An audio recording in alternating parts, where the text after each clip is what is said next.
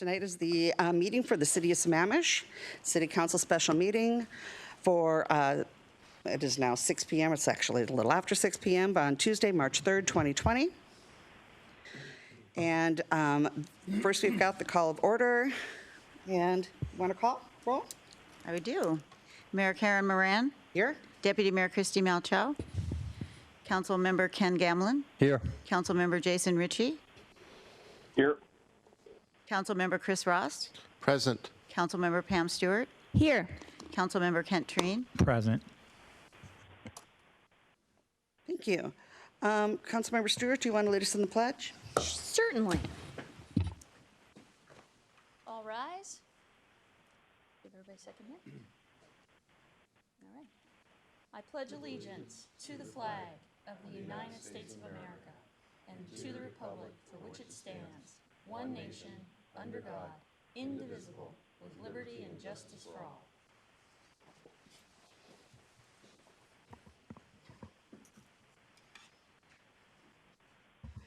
First on the agenda is the approval of the agenda. I move we approve the agenda. Do I hear a second? Second. Do I hear a second Let's so we approve can the have agenda. discussion? Approving the agenda. Second. Thank you. Okay, got a first and a second. Now discussion. So I'd like to pull number 7 from the consent calendar.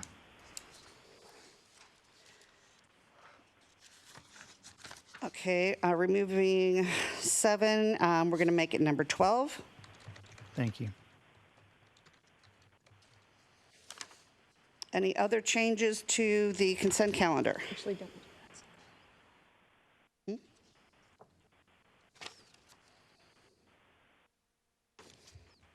Okay, Should we approve the agenda? yeah. Any other? Okay, perfect. Okay, approval of the agenda. All in favor, say aye. Aye. Aye. Opposed? All right, that would be, gee, that's 6-0. Okay, first thing up is executive session at 6:05, so we're only 1 minute behind. And for potential litigation pursuant to RCW 42.3.1101I. And that is to go for approximately 30 minutes. Okay, so moving forward, the next thing on our agenda this evening is public comment. This is an opportunity for the public to address the council. 3 minutes limit per person, or 5 minutes if representing an official position of a recognized community organization. If you would like to show a video or PowerPoint, it must be submitted or emailed by 5 p.m. of the end of the business day to the City Clerk Melanie Anderson, m.anderson@sammamish.us. Please be aware that the council meetings are videotaped and available to the public. Okay, we don't have a bunch signed up. Okay, Jen Boone. Come on down.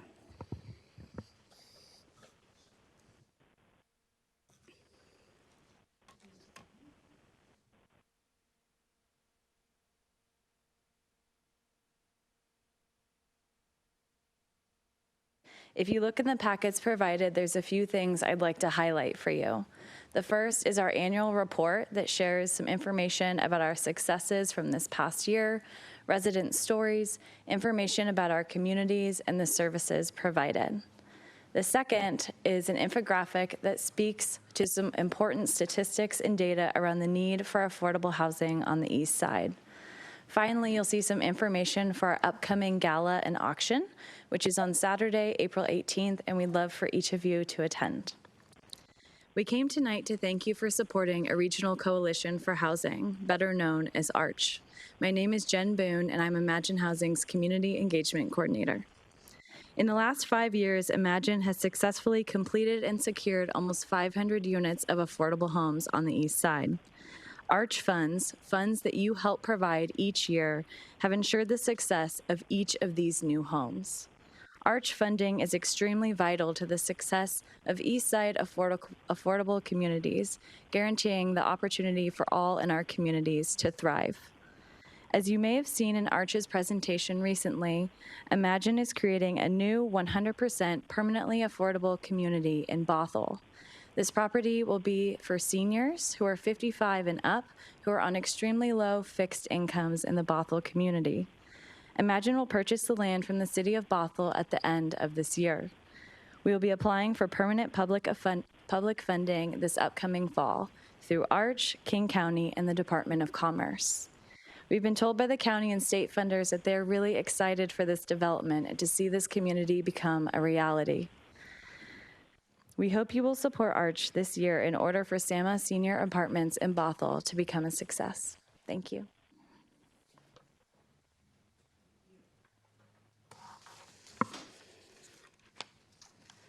Next, we have Romero Valderrama. Thank you, Romero Valderrama from Sammamish. I see that the Sahalee Way concurrency will be discussed tonight and wanted to remind the council of some undisputed testimony given to the council earlier. First, to remind you that in April 2019, traffic engineer Kevin Jones of Transpo had shown and presented that the city's capacity estimates on Sahalee is erroneous and it is less than the measured capacity volumes. Capacity cannot be less than measured volumes. This is a traffic engineering and logical fundamental error. Actual capacity of Sahalee is over 48% greater, as shown by the chart, that the measured capacity in May 2017 is 1,403 versus what is given credit in the ordinance of 2018 of 951. This basic logic error is then knowingly being compounded by the consideration of what is now being looked at today of over 140 million from 3 to 5 lanes being added. I should point out that in 2019, David Steele of Sahalee showed that that is half the amount that the actual cost would be as he broke those down. The scenarios that you will be looking at today, no build has been not recommended. 3-lane fails in 2025. 3 to 5 lanes is the minimum for it, and it fails in 235. It would only provide, quote, a buffer of approximately 9 additional vehicles in peak hours before triggering another concurrency segment and failure in 2035. So then we would have to look at another 3 to 5 lanes on Sahalee Lane on that. So instead of doing that, I suggest that we just look at real safety improvement needs and be fiscally responsible with what's going on. For those that think that concurrency that can be used to stop growth, I remind them to look at the July 17, 2018 council sessions where MRSC and our city attorney supported that, quote, GMA regulations even more explicitly prohibit use of concurrency to prevent growth. The WAC is cited. I forwarded those to you. Also, as was stated there by and supported by our attorney, counties and cities should set levels of service to reflect realistic expectation consistent with the achievement of growth. Setting levels of service too high could result under a no growth. Quote, as a deliberate policy, this is contrary to the act. Also cited at that same meeting and supported by attorney was in an era of ever tightening public budgets and voter resistance to tax proposals, the occurrence of funding shortfall should happen. If probable funding for program improvements fail to materialize, whether through failure or grant funding or otherwise, the responsible jurisdiction must raise additional funds. All of our cities expect the council to be fiscally responsible and abide with state law and not put our financial, moral, and environmental well-being at risk. Thank you. Thank you for your comments. Syed.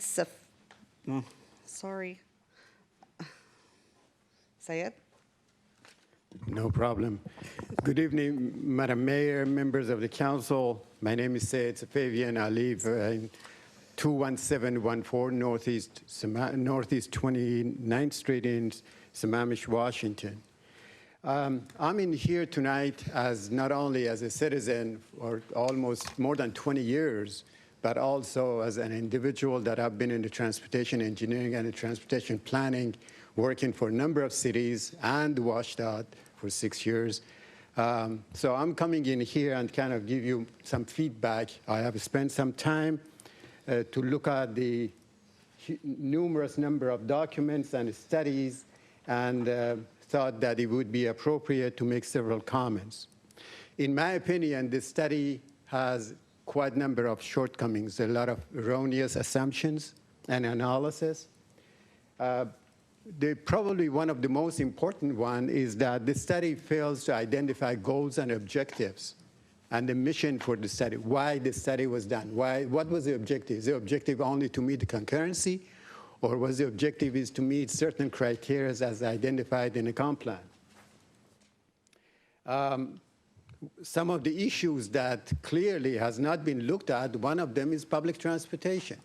In a few years, City of Seattle and Redmond, they're going to be connected by light rail. The terminal station in Redmond is only 3 miles away.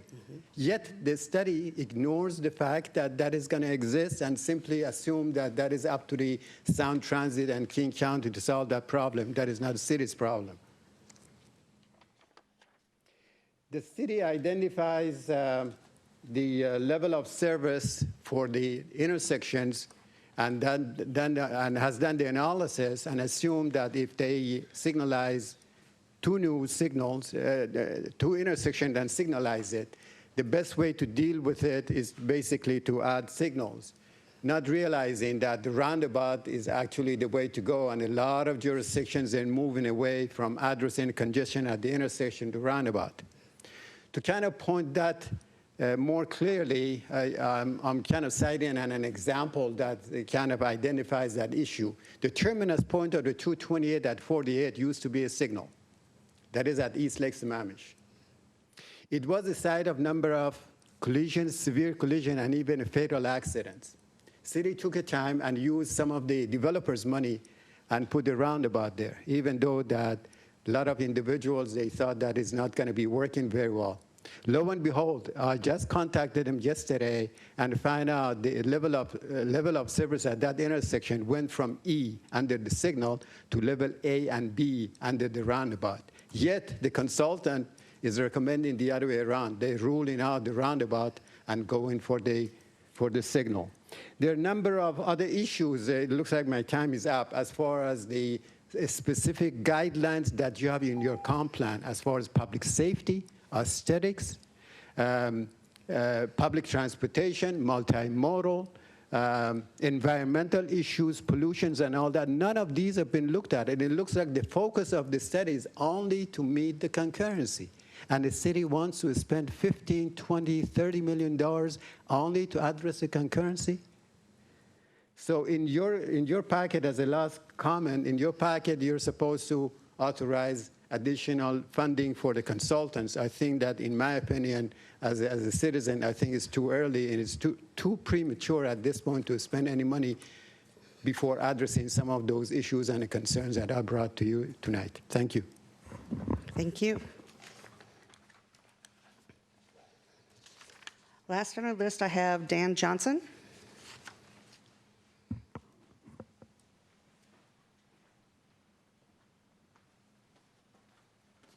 Good evening. I, too, am here representing Imagine Housing as the first speaker, Jen Boone, and to speak to the encouragement to have you continue to support ARCH as we try to address affordable housing in our communities. My name is Dan Johnson. I am a board member with Imagine Housing, and my wife was one of the founders and founding board members of the organization, then called St. Andrews Housing Group. Imagine is a mission-driven, nonprofit developer on the East Side. And we've grown to be a mature organization with expert staff and professionals and a long history now, over 30 years, of serving community needs. As you know, low-income seniors are one of the most vulnerable populations in our communities, and housing available to them is rare and hard to find, at least for this vulnerable portion who seek affordable housing. And when it is found, financing can be a huge challenge.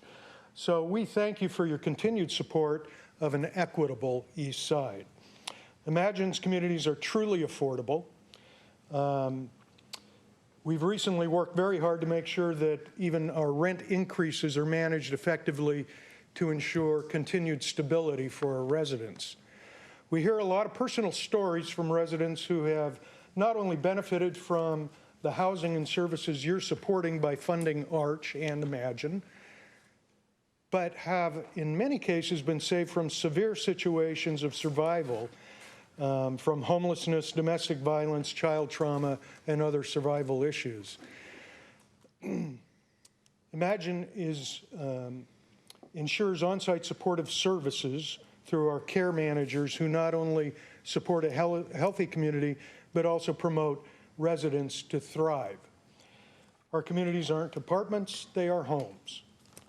We ensure there is humanity in the development we do, and we thank you for supporting communities.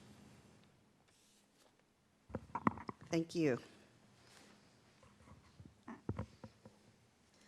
Is there anybody else who would like to speak to the council this evening?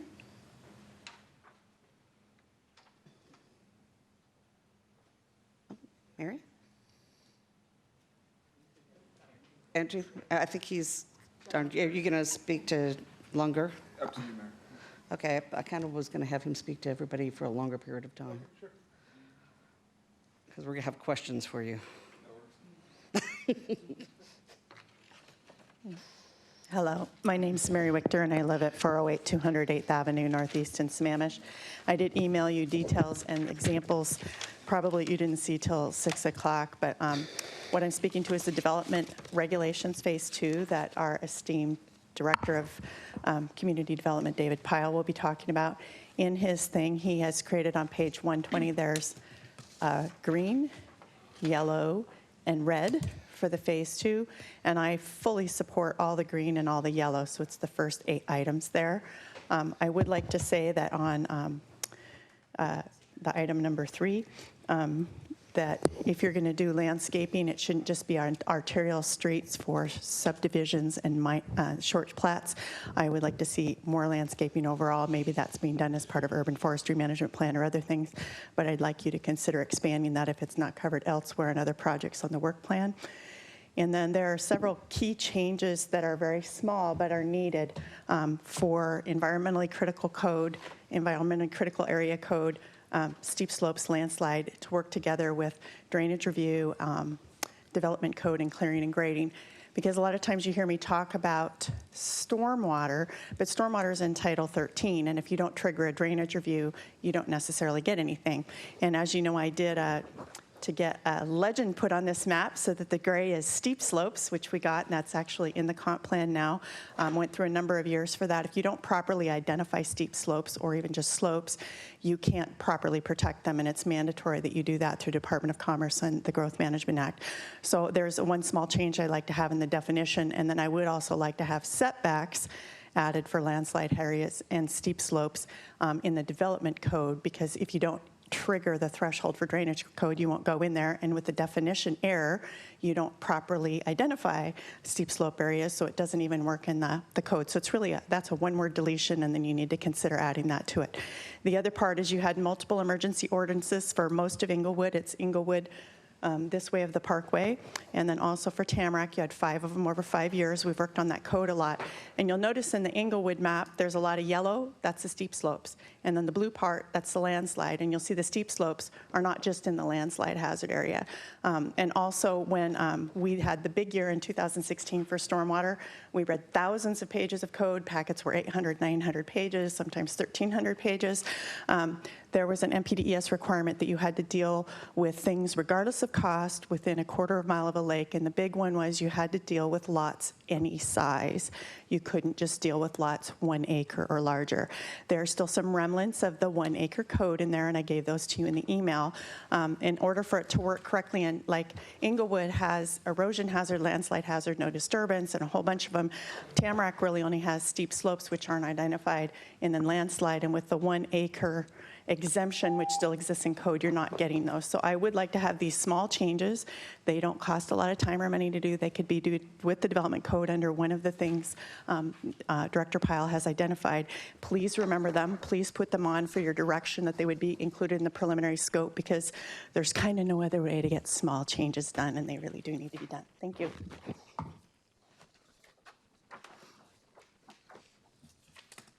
Thank you, Mary.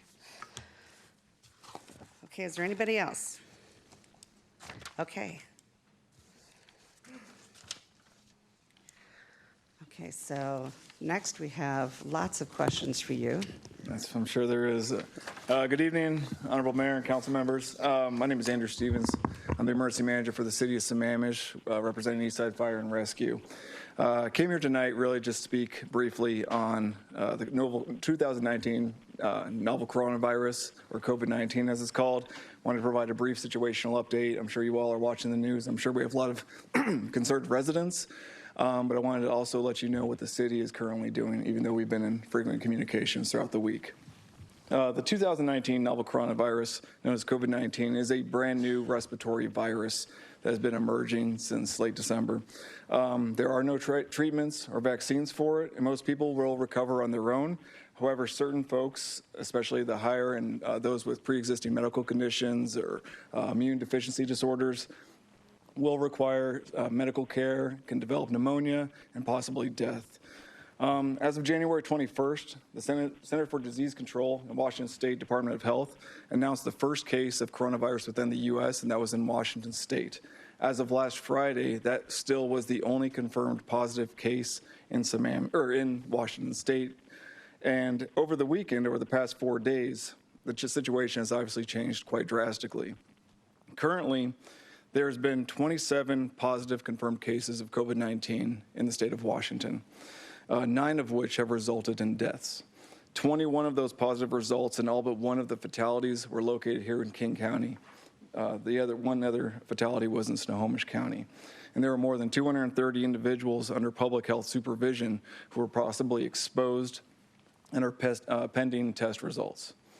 Regionally, the sudden increase of the community spread of the virus, which means it cannot be directly related to a known traveler or a known infection. In fact, we have 2 here in Swedish Hospital in Issaquah, 2 20-year-old individuals who they don't know how that they are tested positive, but is unknown at this time where they were exposed. That has raised the level of concern, obviously, to all the residents, to the community, about the threat and the risk to this virus. The coming days and weeks, we're more likely to see numerous more positive cases and more, potentially more fatalities. What Sammamish is doing, the city of Sammamish has activated its emergency operations center to a level 3 monitoring status, and we formed an internal task force to deal with COVID-19 and to meet our strategic objectives as of now. Currently, those objectives are to adopt and widely promote the non-pharmaceutical intervention recommendations of the Washington State Public Health Agencies, being increased hand washing, the use of hand sanitizers, improved respiratory and cough hygiene, for example, not coughing into your hands, into your elbows, not shaking hands. Enhanced social distancing is a big thing. Trying to maintain greater than 6 feet distance between people, right, as everyone backs away slowly. But you do have hand sanitizer on the dais. So. Frequent cleaning and disinfecting of high-touch common areas. Making sure, and we are doing this across, basically think of it as gym equipment. If you've ever been to a gym, you kind of wash it down, wipe it down when you're done with it. The same thing should be done for common use areas like meeting spaces and tables.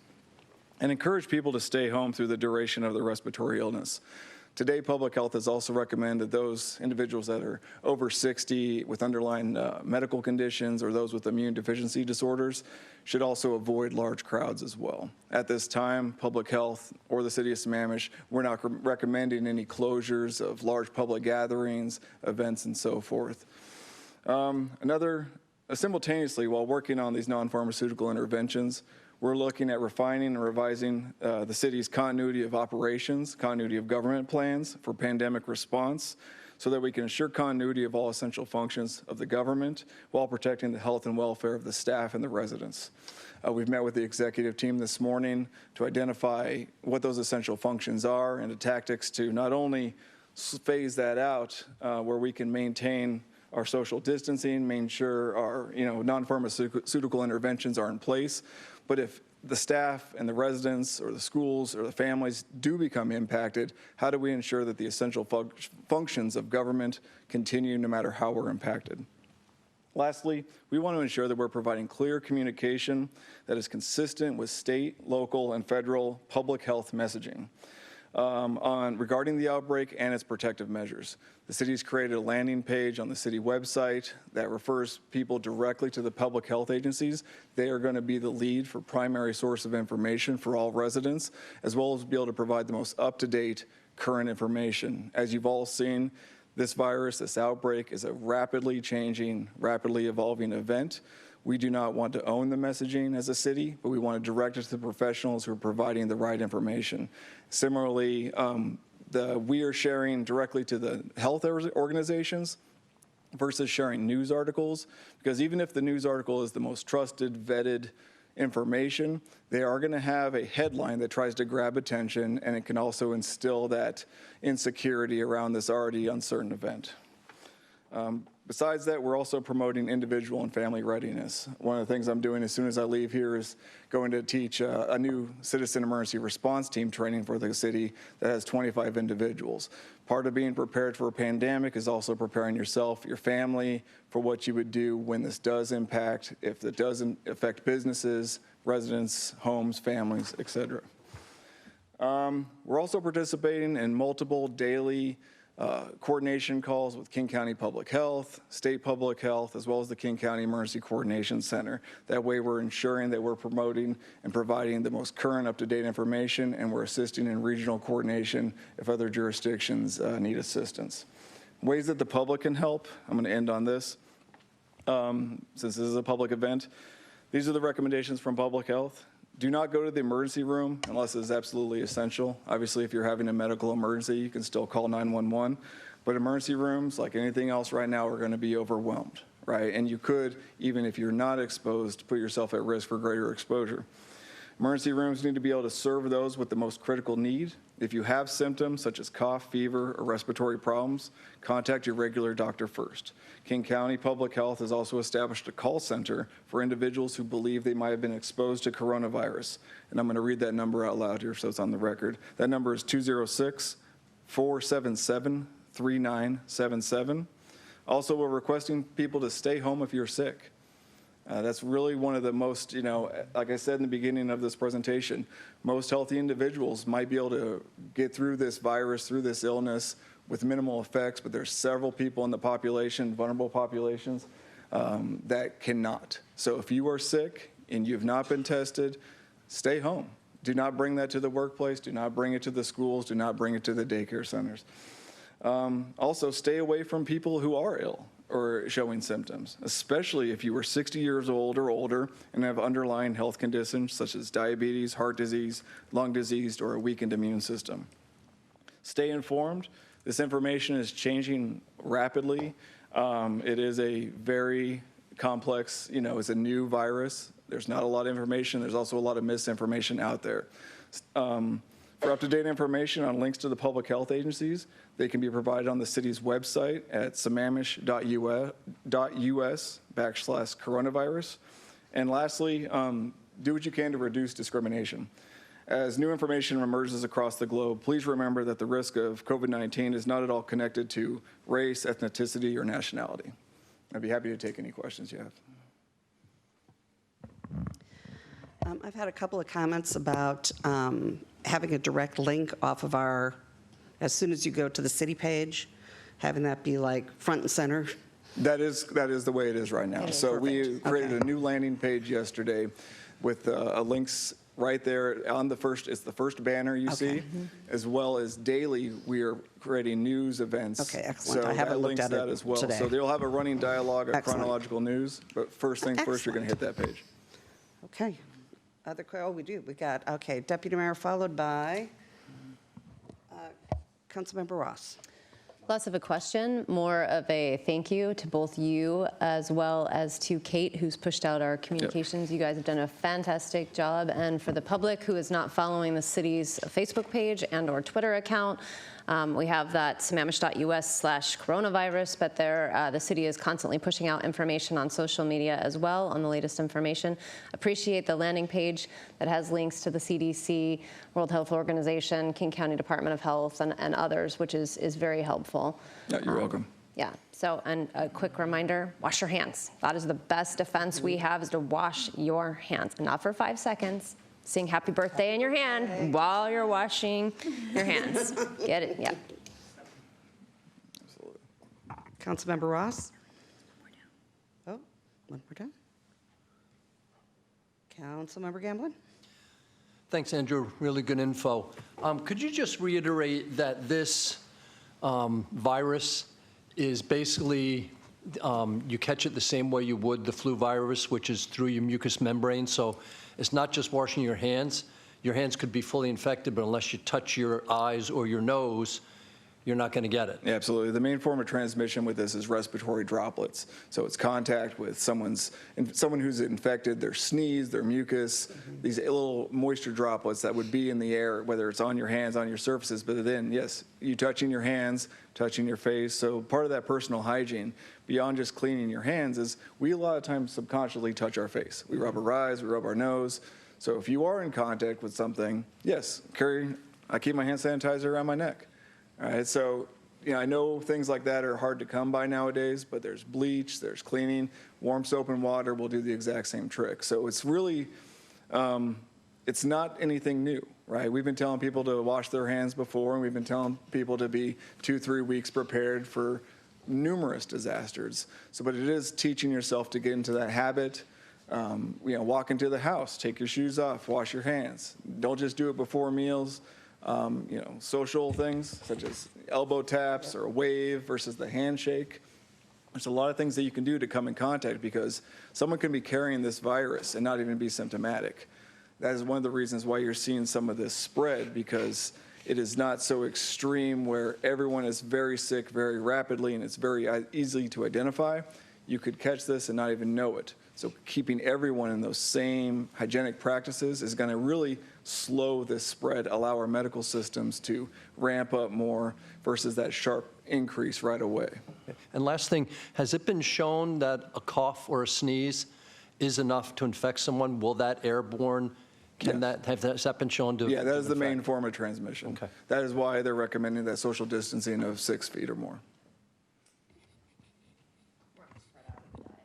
Yeah. Well, if someone starts coughing, for sure.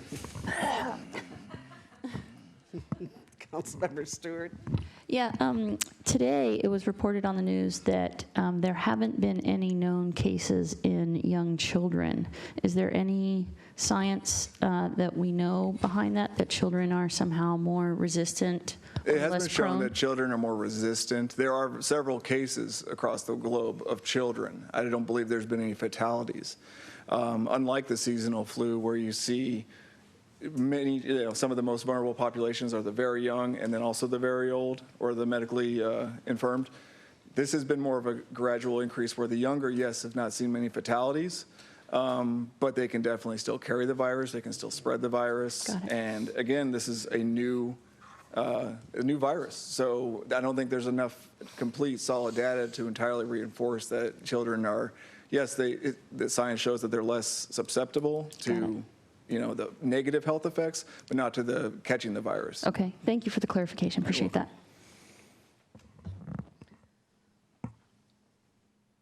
Okay, any other questions? No, I just want to say one more thing. As the situation updates, we are looking at these objectives. We are looking at the tactics to deal with this daily, if not hourly. If we were in a different situation than we were last Friday, for sure, we might be in a different situation on Monday. So we will continue to put this message out, change our objectives to meet the need. Well, I was sitting next to the mayor from Issaquah today when hers came in on her phone about Swedish. Mm-hmm. And so she just kind of looked at me and went, and I went, so yeah. It doesn't take too much for it to kind of hit home, does it? Yeah. So it comes back to what your mom says, cover your mouth and wash your hands. That's right. Thank you very much. Thank you.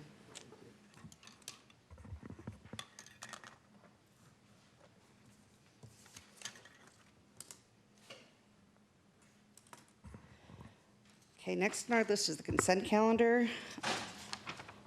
Though we kind of included it before, but that's okay. Consent calendar, do I hear a motion for acceptance of the consent calendar? So moved. Did you want to restate it? Oh, I'll second that. Okay, first and second. Pull your item if you're pulling something. Yeah, Want to pull Council Rules of Procedure number 3? We pulled number 7. I know, yes. Okay, so we're going to go, and we'll make that, let's see, what's going to go at the end, so underneath Sahali, we've got, we're going to put the contract for Sahali, and then we will put number 3. Oh, wait a minute, we'll put it up here. Okay. You put it under Yeah, I unfinished got it. business, so before? Okay. Got it. Okay. Anything else? Are you pulling something? Okay. Okay, so I've we got. gotta vote on it as amended. Councilmember Ross, did you have? Councilmember Trine wants to pull item 7. Yeah, I have that. Okay. Councilmember Ross, did you have anything else? No, I'd just like to pull number 3, please. Okay, so, approval of consent calendar with with pulling items, number 3 and number 7. All in favor? Say aye. Aye. Aye. Aye. Aye. Opposed? Okay, that would be a 7-0.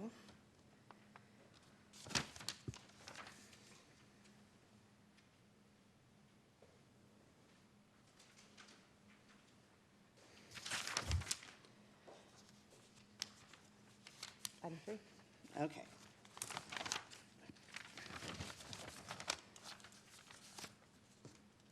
Then we move on to, let's see, do we have? It's item 3, right? Items, well, no, do we have any presentations or anything that we need to? No, great. Okay, then we have item number 3.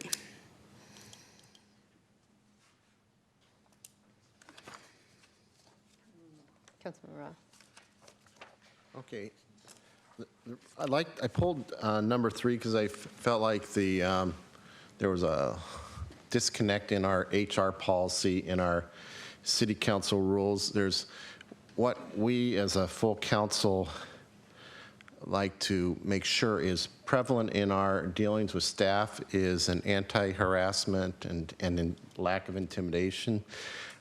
It's very important that we as a council pledge to subscribe to that, and the HR policies that address that do not reach out to council. So I think the council needs just as accountable as any staff member on the subject of harassment and intimidation.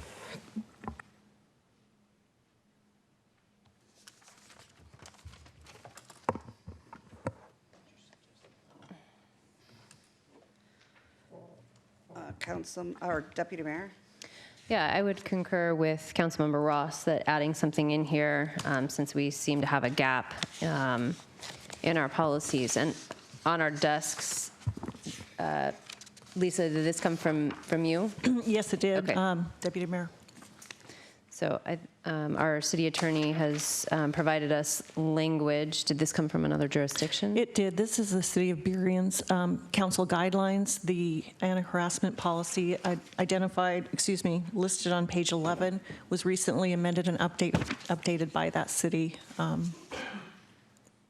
past year or so. Okay. I don't know that we've all had an opportunity to read it through, but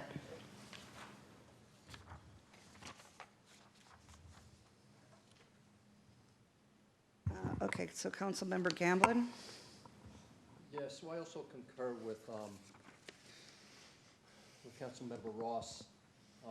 I think it's just very, very important that we are all crystal clear on how city council members are supposed to interact with staff at all times. I was going to suggest that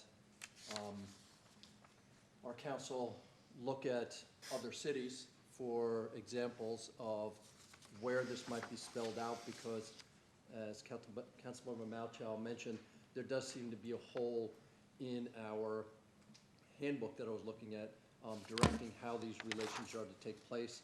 It's pretty specific on staff to staff, but it seems there is a hole on when council members are dealing with staff. So I haven't had a chance to look at this in detail. So I don't know how we proceed tonight, whether we want to shelf, wait on this, or whether we want to try to read this tonight. Can we get a minute just to read it?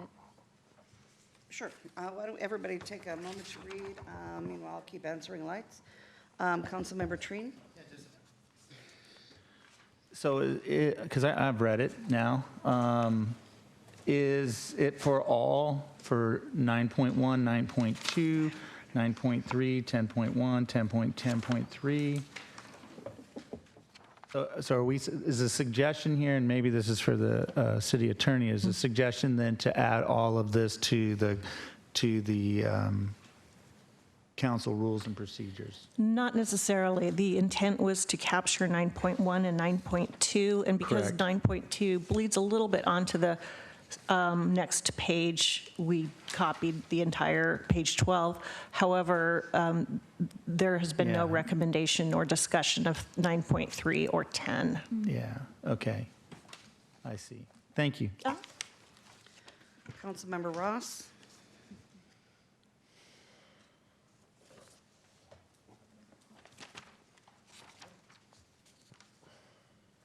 Okay, so everybody take just a moment to read that.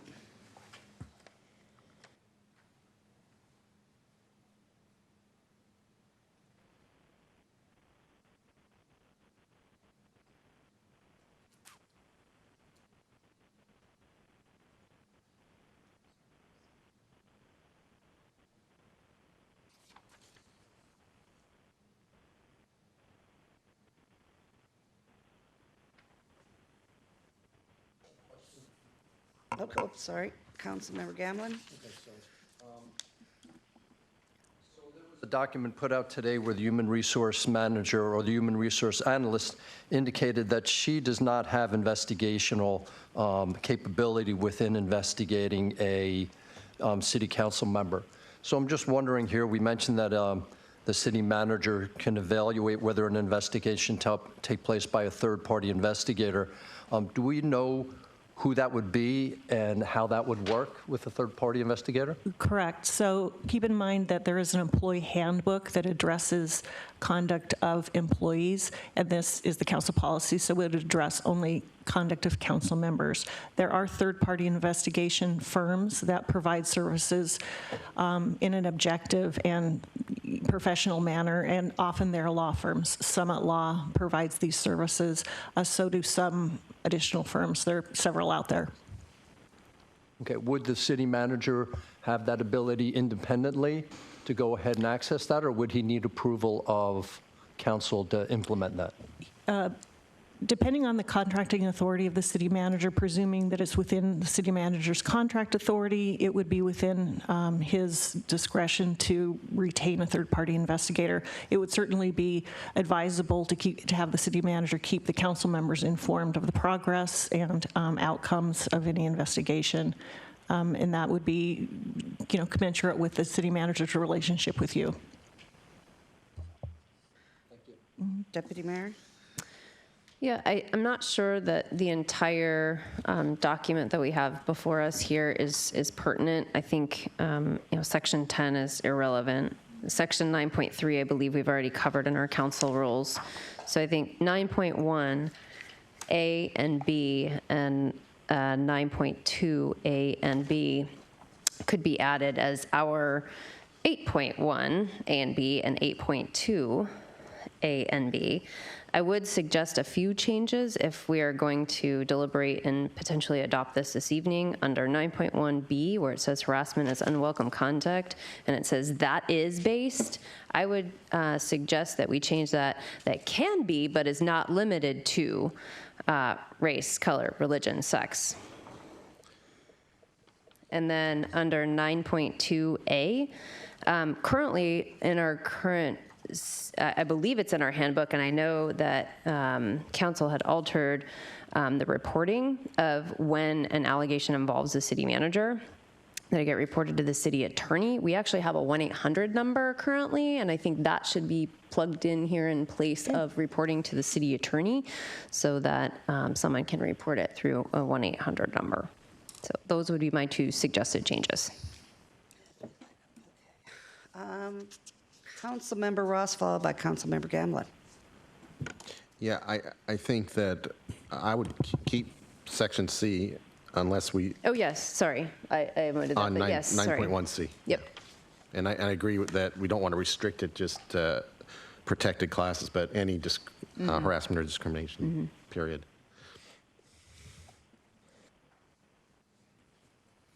Councilmember Gamblin?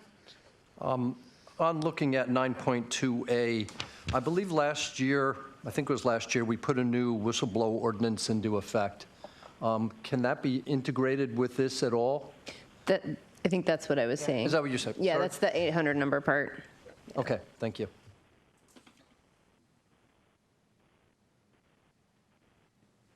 I don't think we have Mike Sugg here to do our wordsmithing real quick. I don't know what that 1-800 number is. So.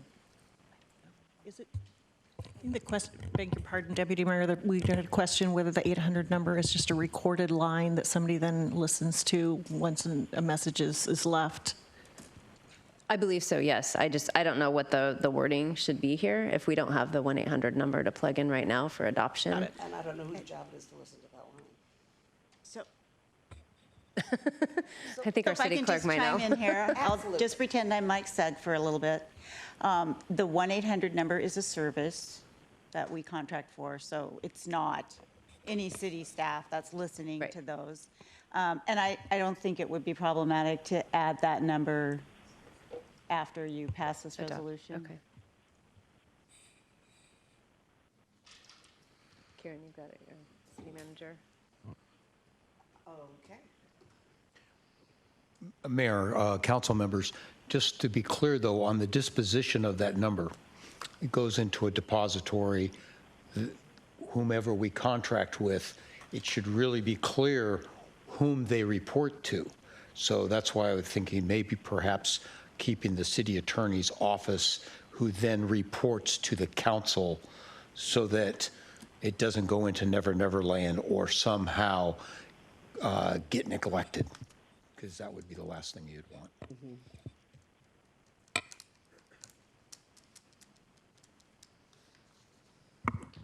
Okay, Councilmember Ross, followed by Councilmember Gamblin.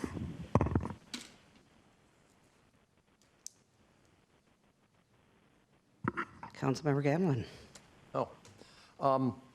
As long as we're looking at mentioning that the report of the incident would go to the city manager, I was just wondering if the city manager had any further input on this. He just inputted, but whether he had input on anywhere he has been involved, and whether he has any further input on this policy as it's written here. I think the policy is pretty clearly stated. The city manager with under the charter or general law, having the power to hire and fire, to investigate all employees. When it comes to the elected body, the city manager working directly for the elected body would be reporting back to them. I think that should be clear. As would if a complaint came in about the city manager, whether on the 800 number, the employee's HR should know that then they go to perhaps the city attorney, who is appointed by person or by firm by the council, that the city attorney then keep the council informed. Okay. You got it. Thank you. And one last thing, if I could, Mayor. With staff, there are remedies that the city manager takes all the way up to termination. What I don't see here is, are there any remedies if a investigation comes back in a positive manner that a problem did occur? I don't see any remedies listed here for council to execute on if that report indicates that. Could you explain how we might look at that? Sure. Fortunately, I've never seen an investigative report come back positive, which speaks well of the bodies that have been investigated. If it does come back positive, the third-party investigator will typically provide some examples of recommended education, if it's a class or training in some different areas that are commonly, offered. There are certainly in your council policies, if you have the ability to censure or, pass a motion to censure or recommend something, you're free to do that as well. But again, I haven't seen it done in practice, fortunately. But that would be the typical type of recommended response. As council members, the only way for the public or any other individual to address your individual conduct would be through the ballot box or recall, assuming that there hasn't been a crime committed. Thank you.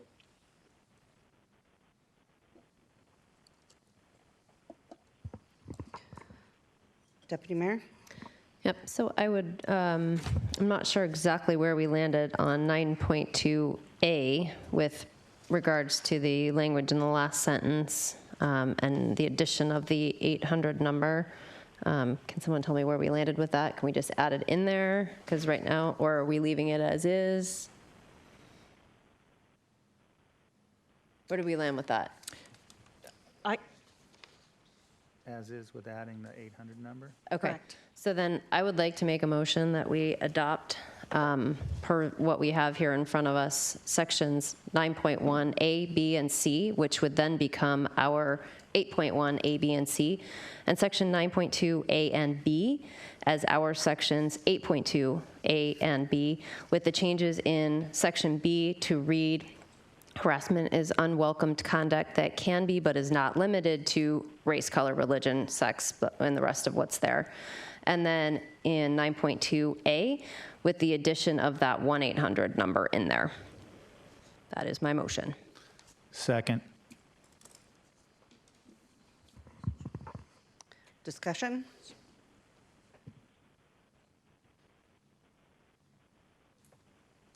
Hearing none? All in favor, say aye. Aye. Aye. Opposed? Passes 7-0.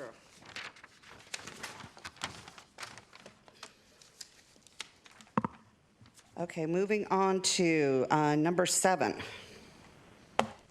And this one goes to Mr. Tree, Councilmember Tree. I was just wondering if we could hold off on number 7 until the presentation on Sahalee Way corridor analysis, since this is tied to that. Yes, we certainly can do that. I appreciate that. Thank you.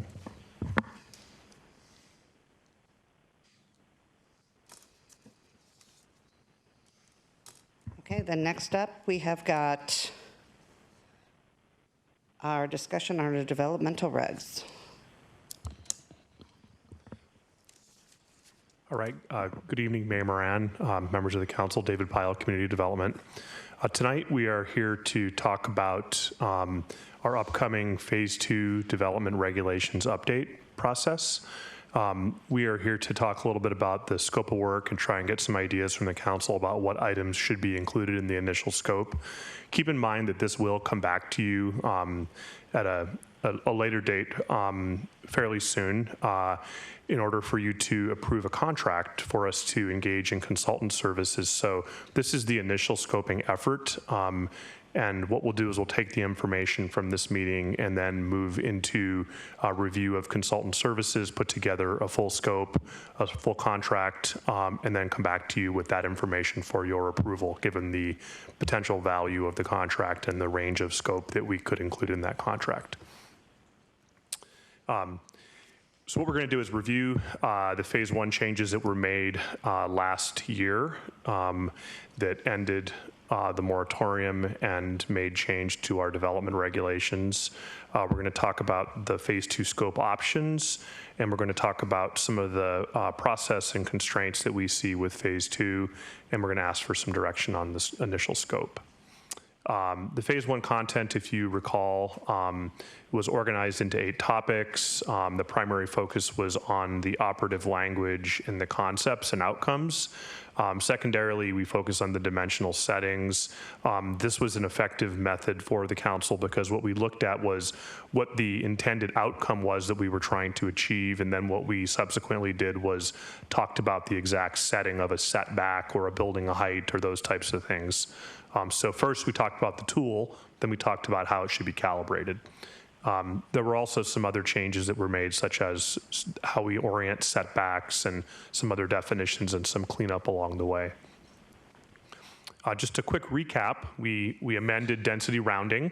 And if you recall, this was a good conversation around how we should set density rounding for long subdivisions and short subdivisions. And it ultimately concluded that we should not round up unless the additional unit that's being granted is built out in the form of an affordable duplex unit. We talked a lot about setbacks and right-sizing the lot area to the size of the building, and we created a dynamic setback system. So far, it's been working fairly well. We have not heard any real complaints or found any real issues with this system, and we've actually seen some proposals that have come in front of us that are very different than what we had historically seen built here in the city. So we feel that this was a very effective change in giving the staff tools to change the outcomes of what we're seeing built on the ground. We addressed building height, where we changed how building was measured from average existing grade as opposed to what we were previously using, which was average finished grade. We limited a facade height to 40 feet, and we added 18-foot height restriction for standalone detached accessory dwelling units. We added a prohibition on mass grading with some exceptions. We tried to more clearly define what we meant by mass grading, and we also added restriction on speculative clearing before construction permits are issued. We talked a lot about fence heights. These are a great tool to address neighbor concerns of privacy when new developments are going in. We added an allowance for a fence of up to 8 feet in height along a 32 length of a setback. And it requires an agreement with an affected neighbor so that the neighbors are required to talk to each other. In most cases, a builder would be more than willing to build an 8-foot tall fence if they can help address a privacy concern. We talked about parking and about some of the concerns we have around some undersized roads that we have in the city where there is not adequate street parking. There was a discussion about right sizing this, given the consequence of adding parking and impervious surface is sometimes counterintuitive to trying to promote environmental sustainability in the city. So we tried to right size it. We did add some additional parking for proposals, and we're starting to see that also materialize in designs where we're seeing some additional street parking be provided. We added requirement that all lots created have a street frontage along either a private or public street, and then that we added some flexibility allowing for averaging of that down to 20 feet so long as the cumulative average was 30 feet. And finally, we added a requirement that all work being done in critical areas requires a permit when allowed. The phase 2 approach, the first thing we did was to do an inventory of those items that we had heard brought up during phase 1 that we had put into what I call the parking lot to be held for future consideration. We then brought the proposal to the Planning Commission. The Planning Commission debated what the real purpose or intent was here, and they created a litmus test. They also identified the objective, which is to prioritize code changes that will improve the outcome of housing being built in the city in a manner that is more in line with what the community is expecting of builders in Sammamish. They felt that that really was what we're trying to do here, is to just build a better product. The test that they identified was, does the topic or proposed code change create the potential to improve the housing stock in the city in a way that the community is looking to see it improved? For staff, the litmus test question was, does the topic or proposed code change provide missing or necessary tools to help staff influence a better outcome through a permit review? And does the proposed code change improve the clarity and usability of the city's codes to all users? One of the things we're always trying to do is to make sure that when we write new code or change our codes, we're doing it in a way that everybody can understand, not just city staff or developers. So with that, with that objective and those test questions in mind, we organized the list of topics, and I apologize for the font size here, and hopefully it's a little bigger on your screen and you're able to see it a little more closely. The first one, I'm going to open it up on my computer so I can actually see it a little bit better here. The first one is to add restriction on building height based on building segments. And what this is meant to do is to take the 40-foot facade height one step further, and it addresses concerns around how buildings dominate landscapes and tower over other neighboring lots when built on a sloped lot. Other cities have rules in their codes that limit building heights based on segments, which forces you to step the roof line down as the site slopes away from the entrance point. Say you have a top-loaded site where the entrance is on the second floor or the third floor even, and this property slopes down from that point. What this does is it causes the builder or the designer to push the roof line down with different floor plates. It's fairly common. It's something that's fairly effective, and we don't really see it as too disruptive to our process. It's a great tool for staff to have. It's one for you to consider. The next one is refinement of technically feasible deviations added with phase one. We feel like we did a good job drafting those. However, we'd like to take a second look at those and just make sure we've got the code language right, given that those were drafted at the very tail end of phase one. This is an opportunity for us to revisit those and just fine tune the language and make sure that we've got the criteria right for when we would grant a deviation. If you recall from phase one of the points that the staff do not want to be put in is a discretionary decision point where we have subjective standards that are not easily decipherable, or where it's difficult to make a decision, because invariably a neighbor or a community member will have a different opinion than a builder will, and that will put the staff in the position of trying to make the call, so to speak. And we'd prefer that we have very prescriptive and objective standards in our code. The next one is add a landscape requirement for setback areas of subdivision or short subdivision project sites that front arterial streets. And this one is one we heard and discussed during phase one. However, we did not have enough time to right size the landscape requirement. What we would do here is we would use a consultant to help us analyze what our neighbors do, to look at where we should be applying landscape standards and what those standards should include. The next one, address application of rules adopted in phase one and phase two to new SFRs on existing lots versus subdivisions. One of the issues we've seen with the rules that were created with phase one is there are additional projects that have come in the door where they have objected to the change in rules and they have asked for variances. This is primarily related to existing lots that have been in existence, say, since 1960, where the lot has remained vacant and the property owner is wishing to build a home that matches the community on that lot. However, the new rules that are in place preclude them from doing so. So this is a question around whether we should create some sort of a different rule set that pertains to lots that have been in existence for quite some time and have remained vacant. The next one is add a restriction on grading around the perimeter of a subdivision or short subdivision site to better blend the existing grade of an adjacent property into the finished grade of a project site and better protect trees and existing vegetation around the perimeter of a project site.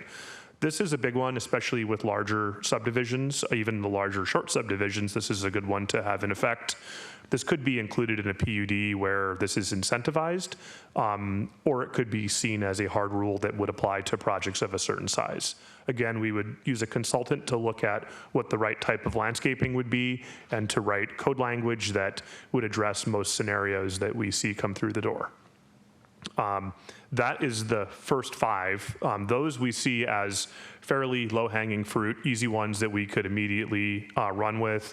You could get some code changes in front of you pretty quickly. We'd run it through the Planning Commission. We'll talk about the process here in a minute. If you have questions on any of these, I'd be happy to take them, or we could hold them till the end, and happy to take them then as well. Let's just ask them while we go. That way we're... So we've got Councilmember Stewart and then Councilmember Ross. Yeah, thanks, Dave. For number 4, where you talk about being able to kind of create some rules around what I thought you heard sort of were exemptions for older lots or existing lots. What would be the nature of those exemptions? Like I would get that we would want to make sure that if someone did build something that it would, say, potentially match the nature of the houses around it, but at the same time, I wouldn't want to see exemptions that would have negative environmental impacts. I wouldn't want to see us allowing any exemptions around, new environmental rules that we've put in place, particularly when I think about some of the older lots on steep slopes or, special drainage type situations. So can you explain more the nature of some of those exemptions that you would be looking at? Yeah, it's primarily related to setbacks and lot and home size. Interestingly, this probably affects the Tamarack and Inglewood neighborhoods the most, right? Because that is where we have a large number of lots that remain undeveloped, and where those lots are likely undersized and also likely in an area that's a critical drainage area or in an area that has some sort of slope or erosion hazard associated with it.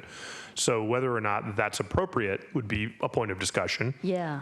We have also seen some others where there was a lot created through a subdivision, say that was recorded and finalized in the early 2000s, like 2003, where one of the lots or 2 of the lots just wasn't built on. And the rules have subsequently changed.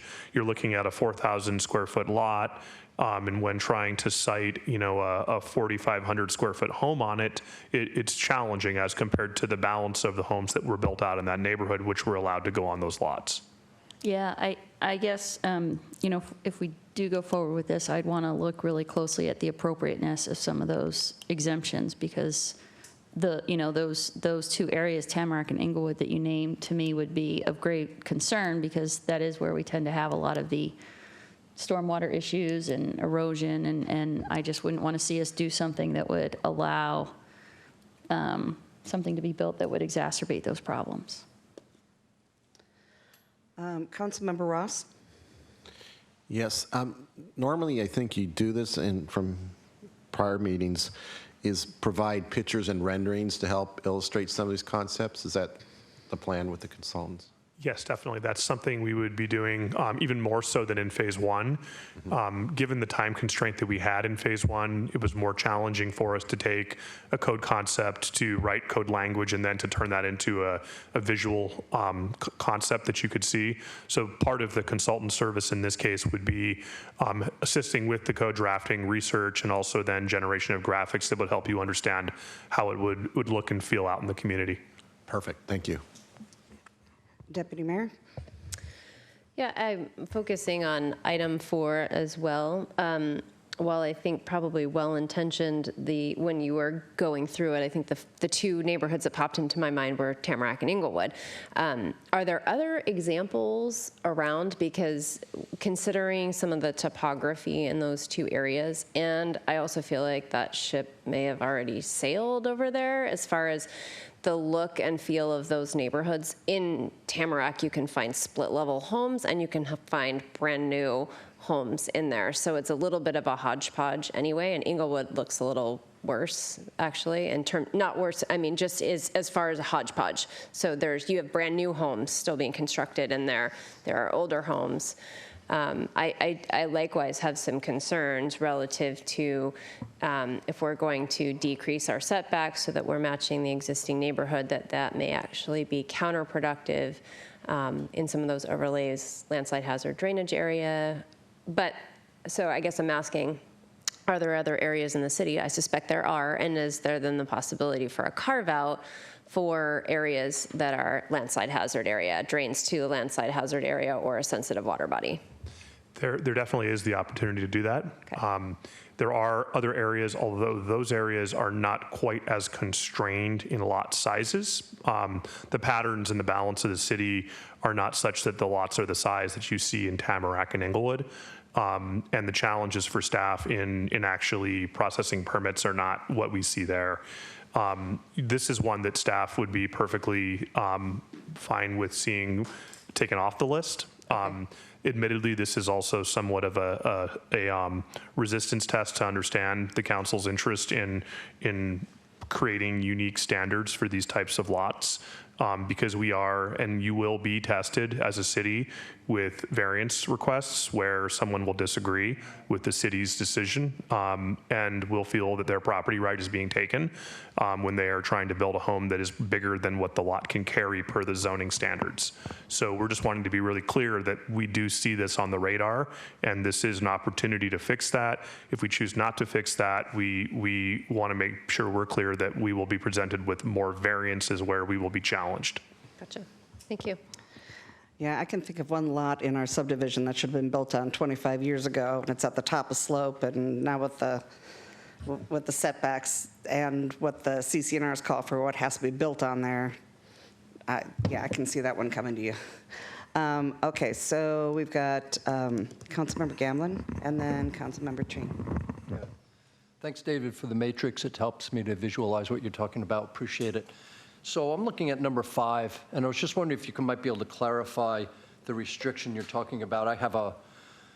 We have a family friend who has a house that backed up to a slightly wooded slope. When that lot was developed, there was a 5-foot or 6-foot stone wall put in, and then on top of that was an 8-foot fence put in, and then on top of that is a very high 2-story structure. So they went from having a nice wooded thing to a wall. What happens in the situation where you have a street like that and there might be 6 or 7 potential house locations and you're looking at something like that? Do you then say you can't build a house there? Do you say you have to relocate the house? Do you have to change the slope? How does that get addressed in the actual restriction itself? Yes, so the primary purpose that, as we understand it, for builders who are larger scale builders, whether it's a short subdivision or a subdivision, not a one-off single-family home on an existing lot, is that what they're trying to do is create building pads where they could put any number of different home designs on that same pad, thereby increasing the probability of sale for the purpose of building a home. What would happen is if you were a builder and you had to say a 30-lot subdivision, is you would go out and flatten the property to create building pads that were predefined met a certain parameter so that you could fit all 5 of your different home types on that one lot. So you as a consumer, a home buyer, would go to them and go to their sales shack and say, hey, I would like to look at these lots. You could then choose your lot and then choose your home. Or you could choose your home and that home would fit on any one of the lots. So that's what they're really trying to achieve here. What this would do is it would change the culture around that practice, and it would cause for them to limit the amount of grading on the property even more so than we did in phase 1, particularly around the perimeter of the site where it most affects existing neighbors. And what it would do is it would cause them to take a custom home approach on those lots, because there are multiple different ways to build homes that would eliminate the need to put in that retaining wall. or that rockery, where you would key the foundation into the hill, you'd create top-loaded lots, bottom-loaded lots, use different staircases. That we've even seen elevators be used. I used to do years ago a lot of permitting up on Cougar Mountain in Bellevue when I was doing permit review, and you wouldn't believe the variations in custom home designs that can account for topographic changes.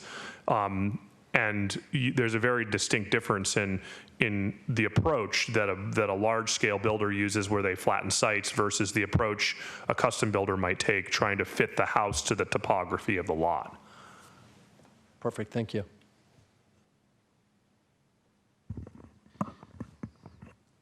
Thanks. So on the number 1, add restrictions on the building height, but if I'm doing ADA accessible, I get another 18 feet? The ADU, accessory dwelling unit. So what we did with phase 1 was we created this was actually something that is fairly cutting edge, and several cities have looked at what we've done, although we haven't seen a lot of permit traffic related to it. I don't mean traffic in that way. I mean, we haven't seen a lot of permit volume in that way. Careful of your words. So what the 18-foot is related to that I referenced further up in the slide deck right here. So with phase 1, what we did was we created some unique standards for detached accessory dwelling units that were not combined with other features of the home, like a pool house or a garage. If you wanted to build just a straight up ADU that was smaller than 1,000 square feet, less than 18 foot in height, you would enjoy 5-foot rear and side setbacks, allowing you to accommodate that on your property. The idea there is that it helps to create some diversity in housing and provides a unit type that we were not seeing being built here in the city. Okay. And then the next one is on the landscape requirement. I imagine on the frontage that kind of this is also tying into phase 1. My question or my point would be that I would hope that we're writing some kind of code that is about conservation instead of replanting or re-landscaping as a way of dealing with this. And maybe that's what's going to be addressed down in the number 7.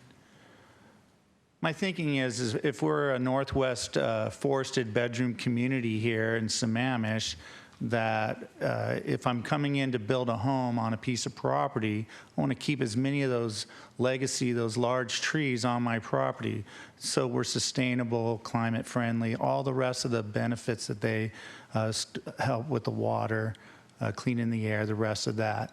So I'm wondering if on this number 3, if landscaping on that frontage also was part of our conservation efforts. I would say absolutely. That definitely ties directly into item 7 and item 8. It also, the reason why we're putting 3 on there is, or why 3 is green, is because we see that as we just create a simple standard for all properties that may or may not have existing features on them. So if you had a property that was already, just mowed lawn, that you would have to bring it up to a certain standard. You would have to add landscaping with that project along that frontage and bring it up to a standard as that project is built. What items 7 and 8 do is they go one step further and they look at existing features and values on that property. And what it would do is we would look at ways to retain those features and enhance them. So 3 is more about like putting in rain garden or native plant or understory or even some trees. Yeah, 3 is really character driven. I would say, as opposed to natural resource function driven. Okay. So 3 is really oriented at if you're proposing, say, a 8-lot short plat along an arterial, that you actually have to put in some additional landscaping beyond the standard road section landscaping on the property in the front yards, and then there has to be maintained, and it's a character issue. Thank you.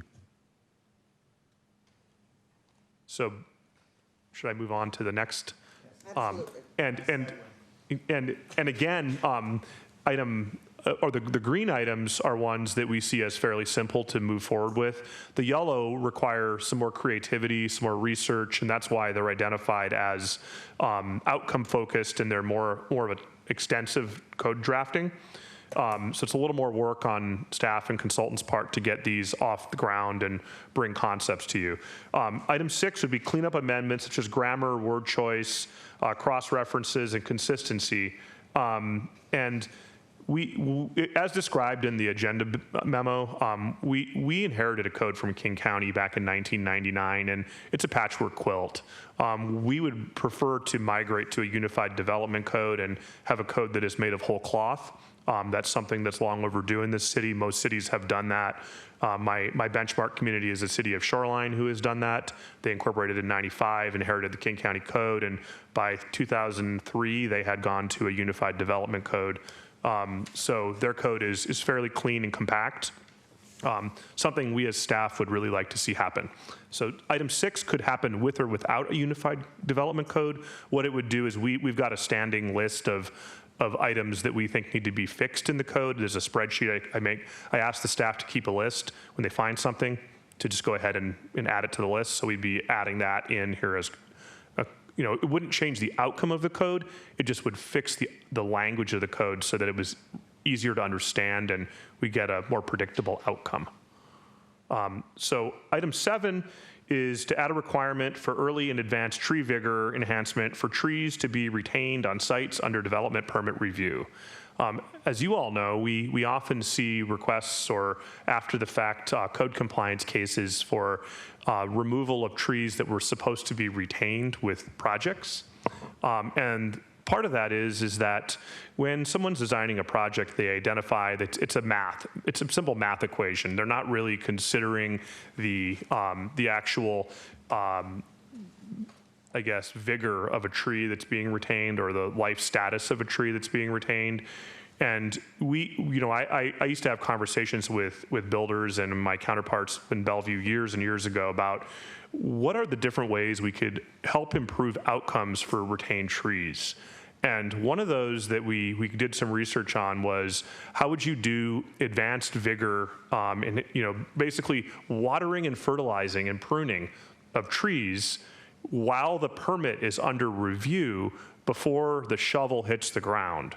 Given that most plats and short plats, which is where we have the most problems, go through extensive permit review, takes a year to 2 years to get through the process, they could be out there actually actively trying to cultivate those trees to improve their vascular capacity, their vigor, and their ability to withstand change around them. Often when trees are removed around a cluster that's to be retained, they're not wind firm. They're already in a poor state, and then they're shocked by the development. So the idea here is that you'd give them a fighting chance of survival by trying to get out there in advance and just do a little work to take care of them as an asset. So there's that one. The next is add low impact development site design guidelines. And this is one, we feel like we've made a lot of progress in our stormwater rules. Our stormwater staff do a great job working with applicants to try and change their practices around just wanting to immediately go to a vault, right? We talk a lot about, can the site infiltrate? What can we do here in the city? What this would be is looking at those rules, looking at partner amendments to our codes, the land use rules, and looking for a way to potentially even add some additional requirements that when they're doing site design, they're considering low impact development. Often builders will go to a designer who will look at a rough layout following land use rules, sketch up a pattern of lots and those things, a map, and then they'll say, okay, this works for us. We can get the value back out of this as an investment, and then they'll ask an engineer to come in and to try and figure out how to make the stormwater systems work on it, which is why you see the use of a vault.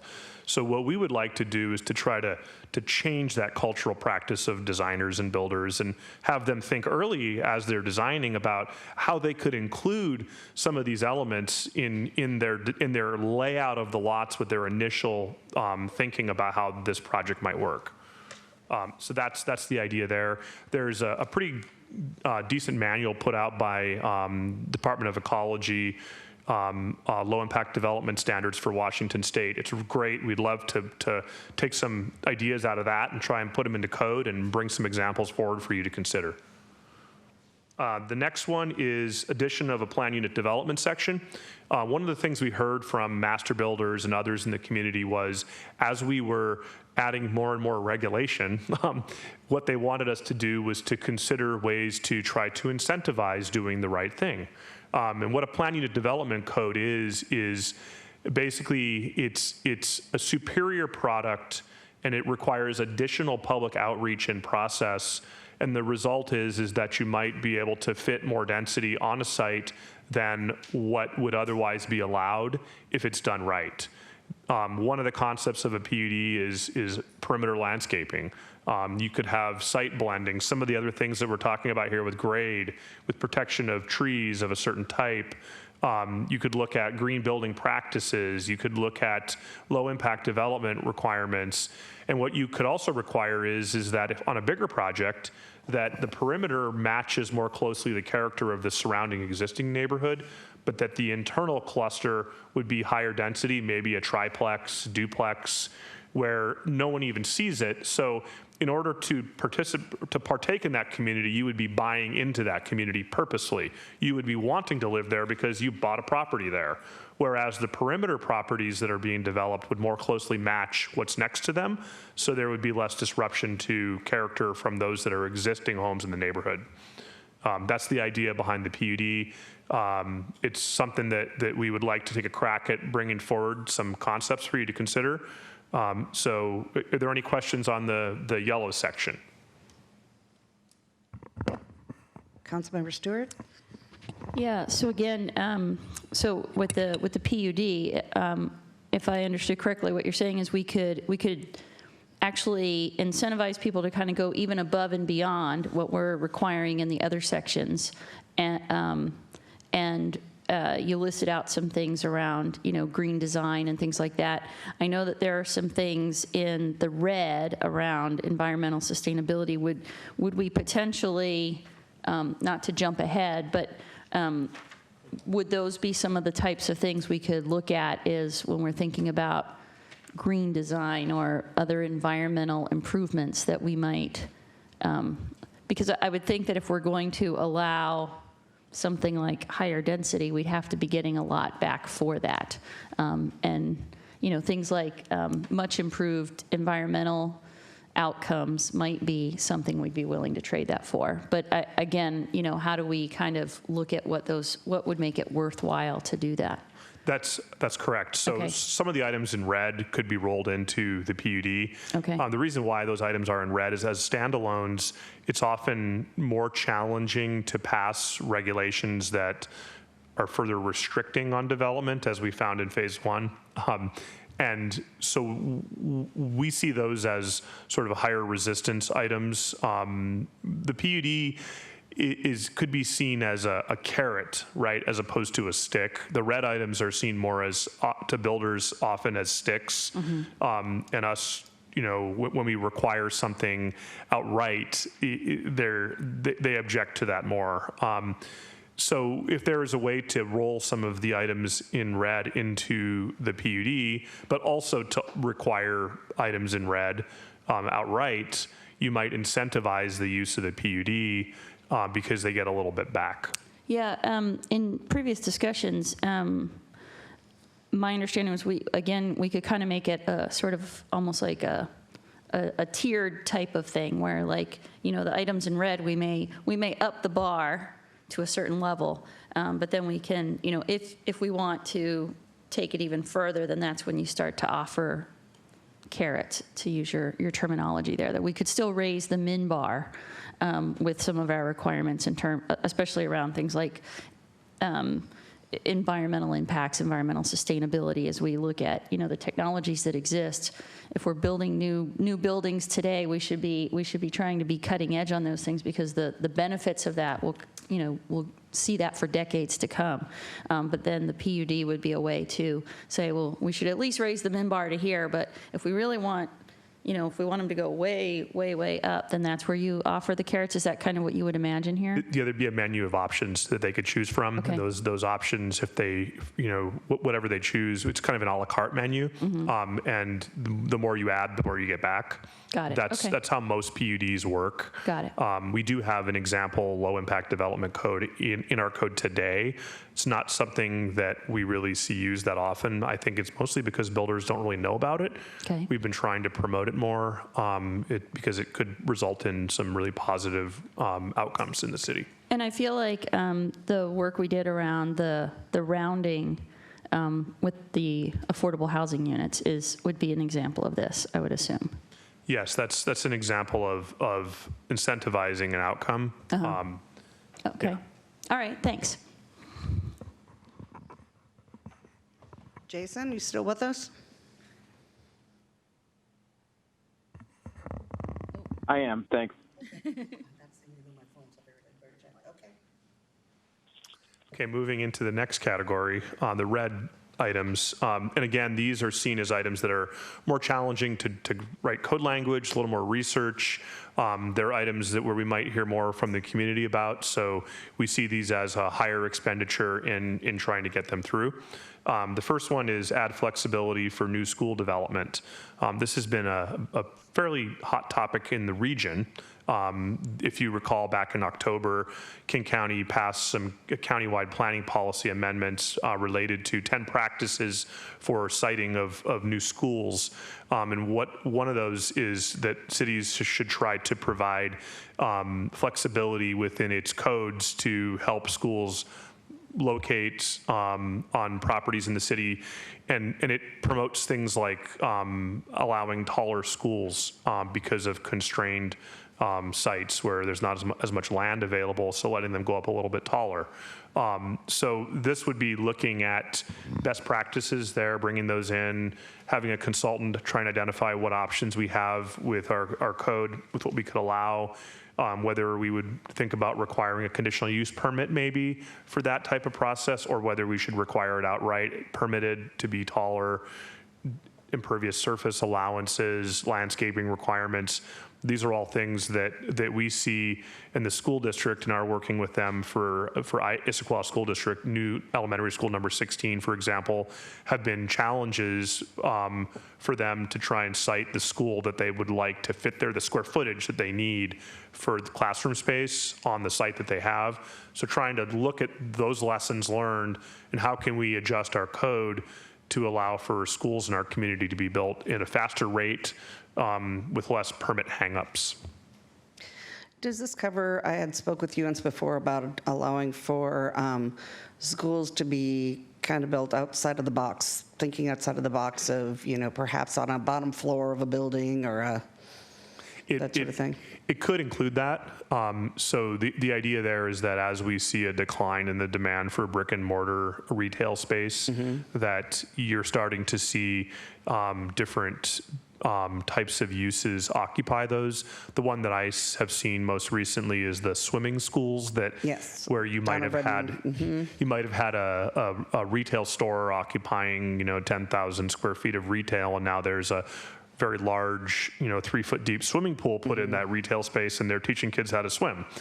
There's one of those in Redmond Town Center. There's one up near where I live in North Seattle. So it's interesting to see this change.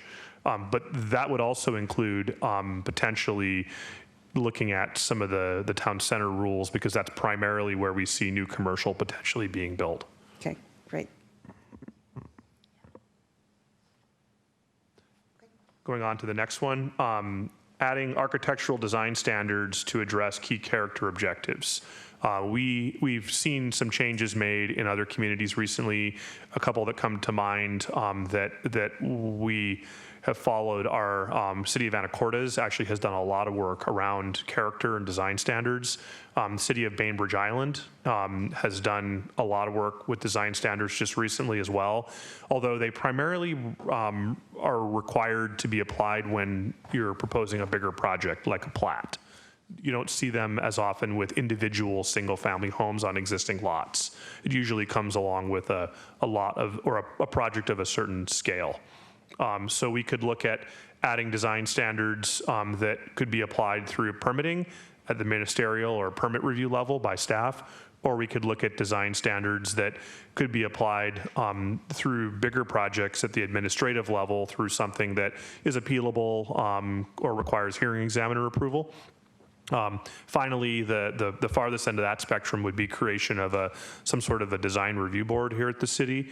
That does have cost implications as just staffing the planning commission in itself. We have about 0.5 employees dealing with the planning commission coordination, scheduling meetings, just basically providing all that information. So there does come along with that cost implications on the long term to consider. So that's the range considered there, and we would bring forward some options for you to consider as we go through that. The next one is adding elements related to environmental sustainability. This would be taking much of what we've seen from K4C, some of the other sustainability efforts the city had historically embarked on. Sustainable Sammamish, there was a project that was ramped up. Do you remember, Melanie, when that was? I want to say it was like 2012. That was actually, it never moved forward. We could mine out that information, bring it back to the surface and learn from that. So that's one. Another one is adding elements related to housing affordability. Interestingly, we did do some good work on this with phase one, where we added things like variable setbacks that produce different types of buildings. We're not just getting one type of home built here in the city.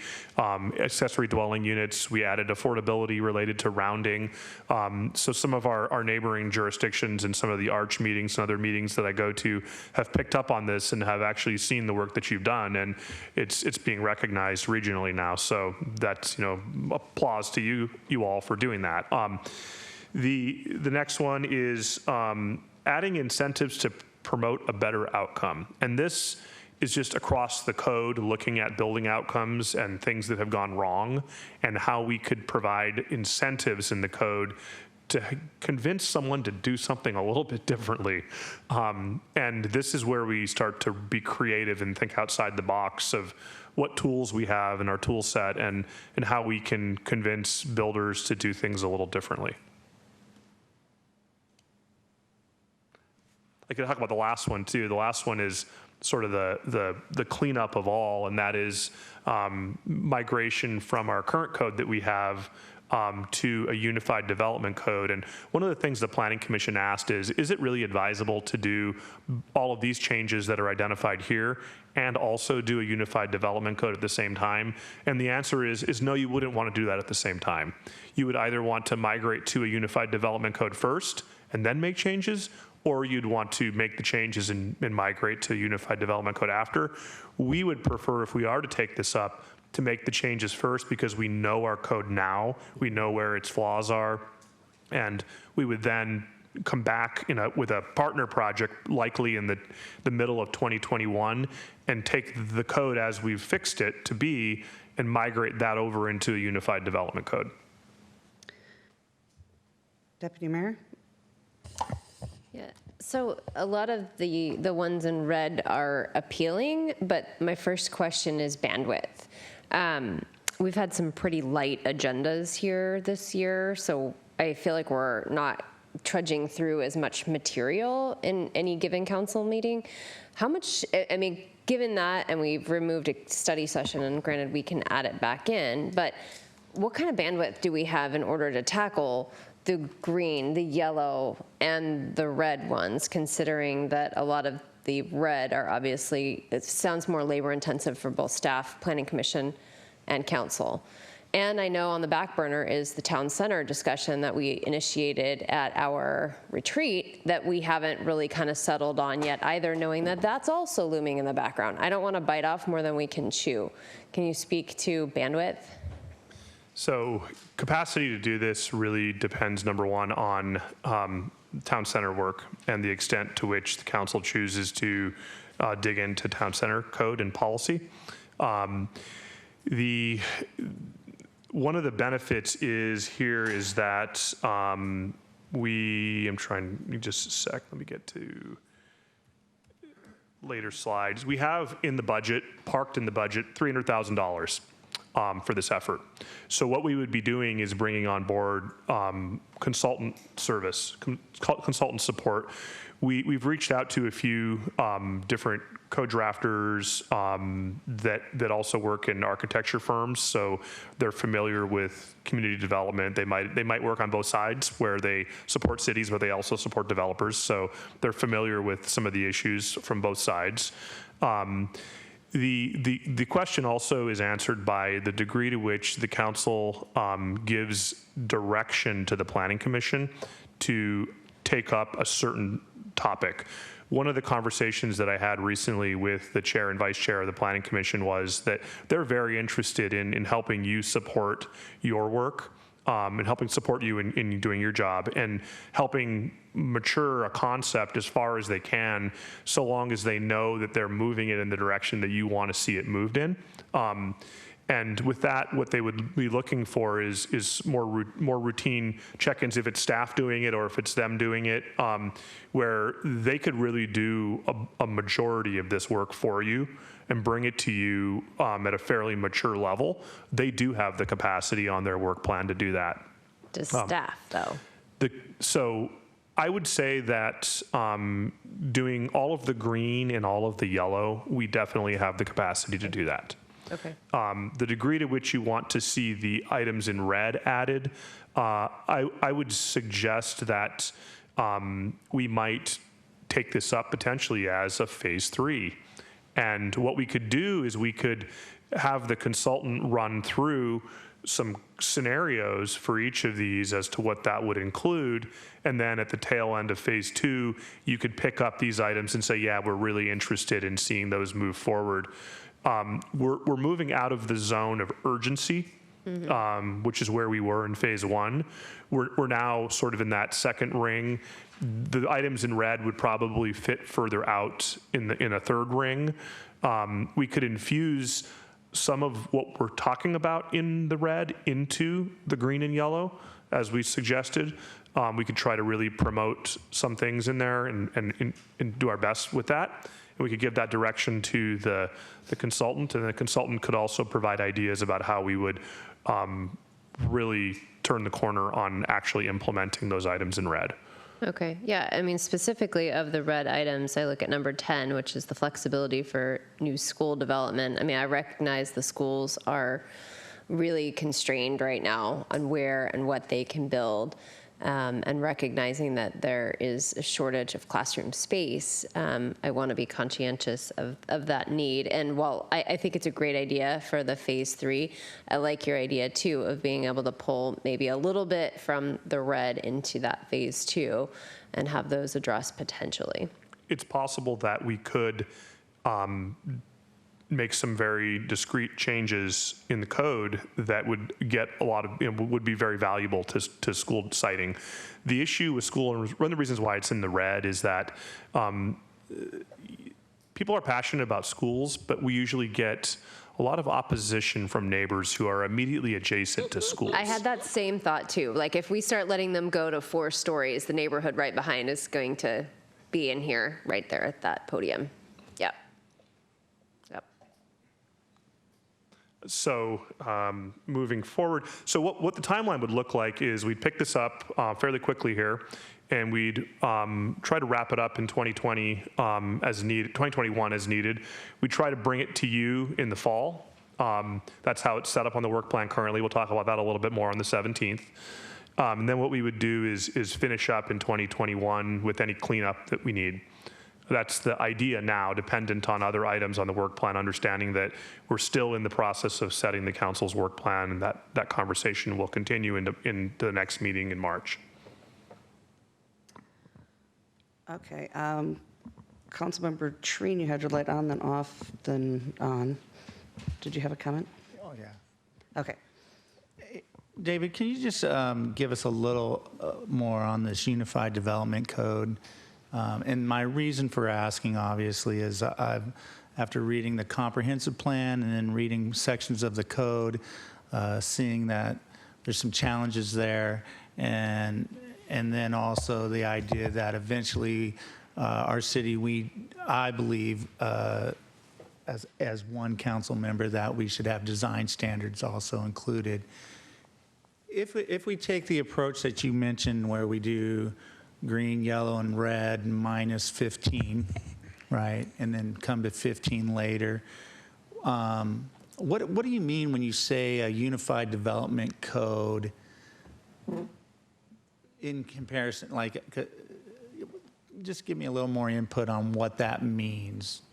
Yeah, that's Because I can see fear in my face, and I can also see happiness in my face saying those same words. So it's a great question, and it's one that my staff also asked me, what do you mean by that? Because they didn't live through code reform. So back in the late 90s, early 2000s in Washington State, there was a legislative effort called code reform. And what that meant was that at the state level, many builders, homeowners, whomever it was that was trying to get a permit was pretty upset that you had to go to like 5 or 6 different sections of code, find the rules, cobble them together in order just to understand what you could and couldn't do on your property, and what you had to do to get a permit to build something.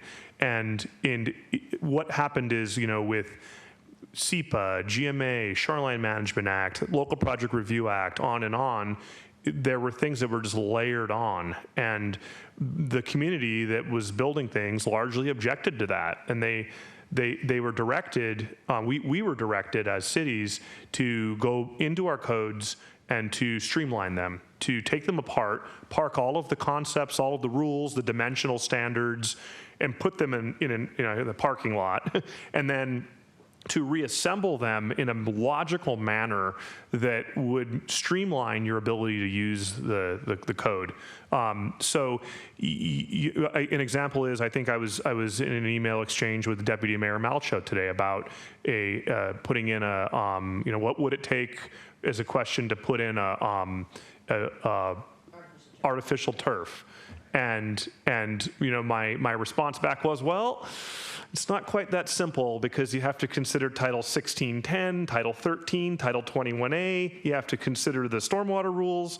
And each of those codes in and of itself has its own structure, its own nuances, its own holes. So what we would be doing is really taking that package of codes that we have that we call our municipal code, and we would create a development code, which would include Title 16, Title 13, Title 14, Title 19A, Title 21A, Title 20, Title 25, and we would be compacting them all into one chapter that would be really clear as to how it works, its structure, its definitions would all be consistent, and it's something that members in the community could read and understand, builders would understand, staff would understand, and it would help speed up permit review. It would help improve misunderstanding in the community. Oftentimes we have neighbors that are unsatisfied with something that's going on next door, but they don't realize there's another code section that applies and someone's allowed to do that. So it really would just help everybody be on the same page. Thank you. Okay, then over here I've got Councilmember Ross, followed by Councilmember Stewart. Yeah, David, I don't know which ban this would fall under, but I'd recommend that we look at incentives to enter in a development agreement. Is that something that you got some bandwidth to look at that?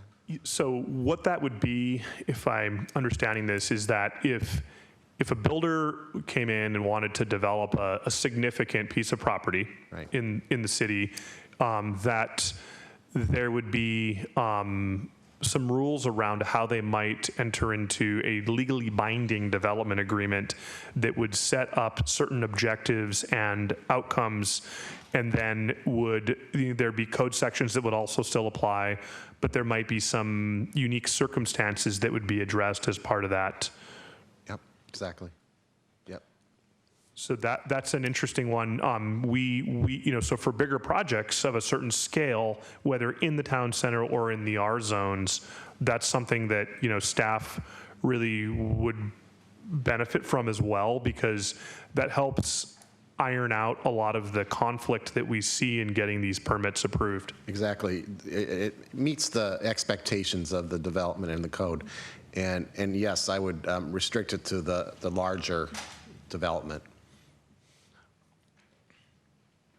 We could consider that with the scope. So what we would be doing here is we would be going out to consultants and asking for some feedback as to how this would work and what this might include. And then we would be bringing back a contract for you all to consider with a scope of work, a schedule.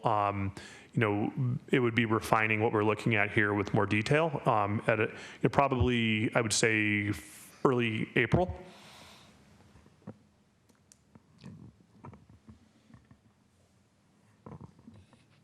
Okay, Councilmember Stewart?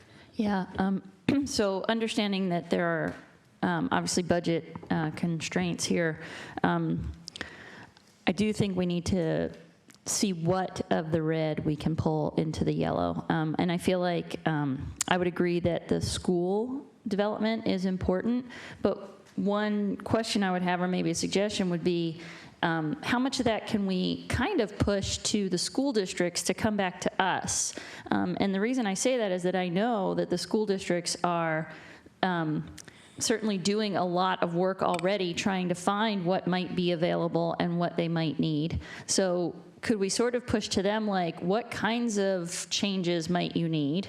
And then and helping us to kind of do some of that initial work there. And I don't know if that's helpful or not, but I think that that certainly, I know Lake Washington is doing all sorts of, as the mayor sort of alluded to, they're doing a lot of creative thinking about how can they create more capacity in some of the areas that they have, because there aren't really, in the Lake Washington School District, there aren't a lot of big sections of land where they could put, a nice big giant school complex on. So I feel like we could try to push some of that there, and it looks like maybe you already have that because you're so smart.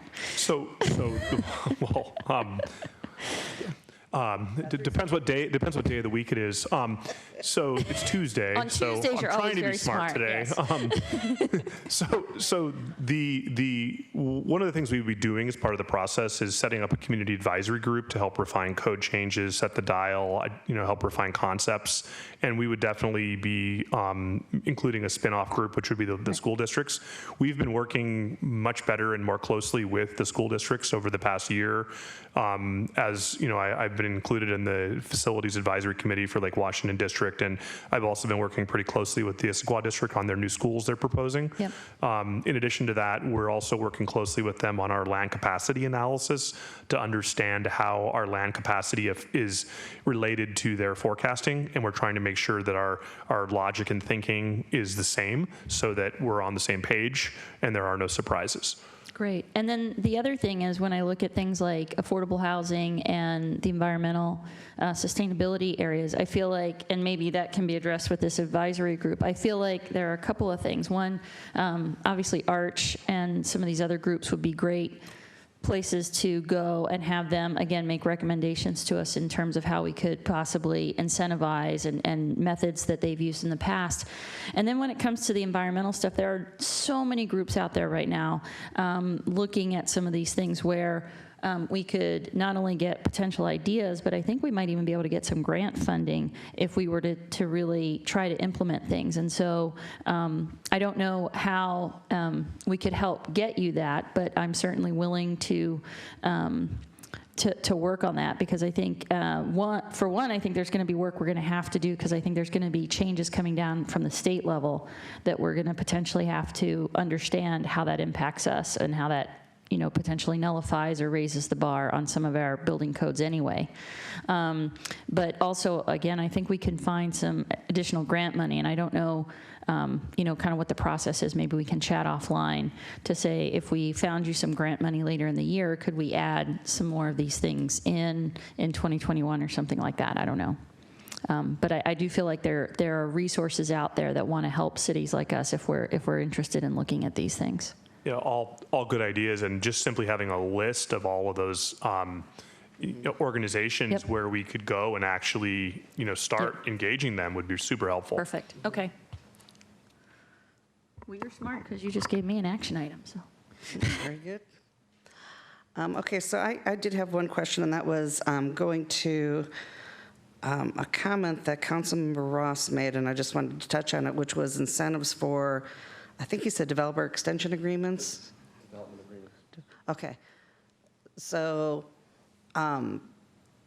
incentives for them, I was going to ask, is there some way of putting it in there, in our, putting it in our code that, if you're building a plat of X size or bigger, you will have a developer agreement. I mean, I wasn't So going to there's- incentive, it was yeah, going to be, there's- that is we tried the game of let's play, and it doesn't work very well. Voluntary agreement, though. So it just depends on what you want to put in the code, and the question we'd have to ask legal this question is whether you could require that, or whether it would be something optional that you would have to incentivize per Councilmember Ross. There are ways to incentivize it. I'm just unsure legally if you can require it. Subdivisions are sort of the holy grail of land use and are Right. given Well, I'm not all sorts of talking protections. 30 houses, 50 houses. I'm talking, we only have one big thing of land left, and we don't have much other than that. Yeah. We as staff like developer agreements because like I said, it helps take some of the conflict out of the process because there's already been a predetermined outcome that's been agreed to. Yep, I agree. Okay. Okay, I have no more questions. Oh, Mayor, Mayor and Council, regarding development agreements, my experience on that issue is that you want to make sure your design standards are very explicit. Your forestation issues, your water quality, your storm water are all really sent out in there, and the incentive is really then the developer comes to you asking for the development agreement for the incentives of perhaps a little more density over here, shortening of driveways, a little bit smaller lot, and for that, they get predictability. They know that their development agreement over the next 6 years or 10 years is they're going to build to the building code, the fire code, your stormwater code, all of that, what was established in the year, just say 2020, when they get out there. So the more stringent you become later on, they are, and you are still bound by the laws and the codes that were set out previously. That predictability is very important to them, and that is in part a large part of their incentive, because as you tweak things, as the code requires changes, you decide there are architectural issues you want to see in your community, they still get to build by the old code. So you don't have to serve them up incentives in the beginning. Believe me, they'll work for those to get that development agreement.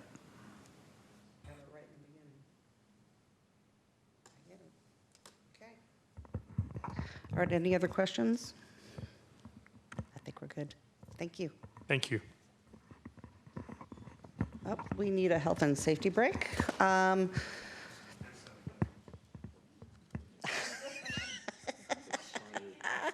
5 minutes? All right, it's Sammamish 5.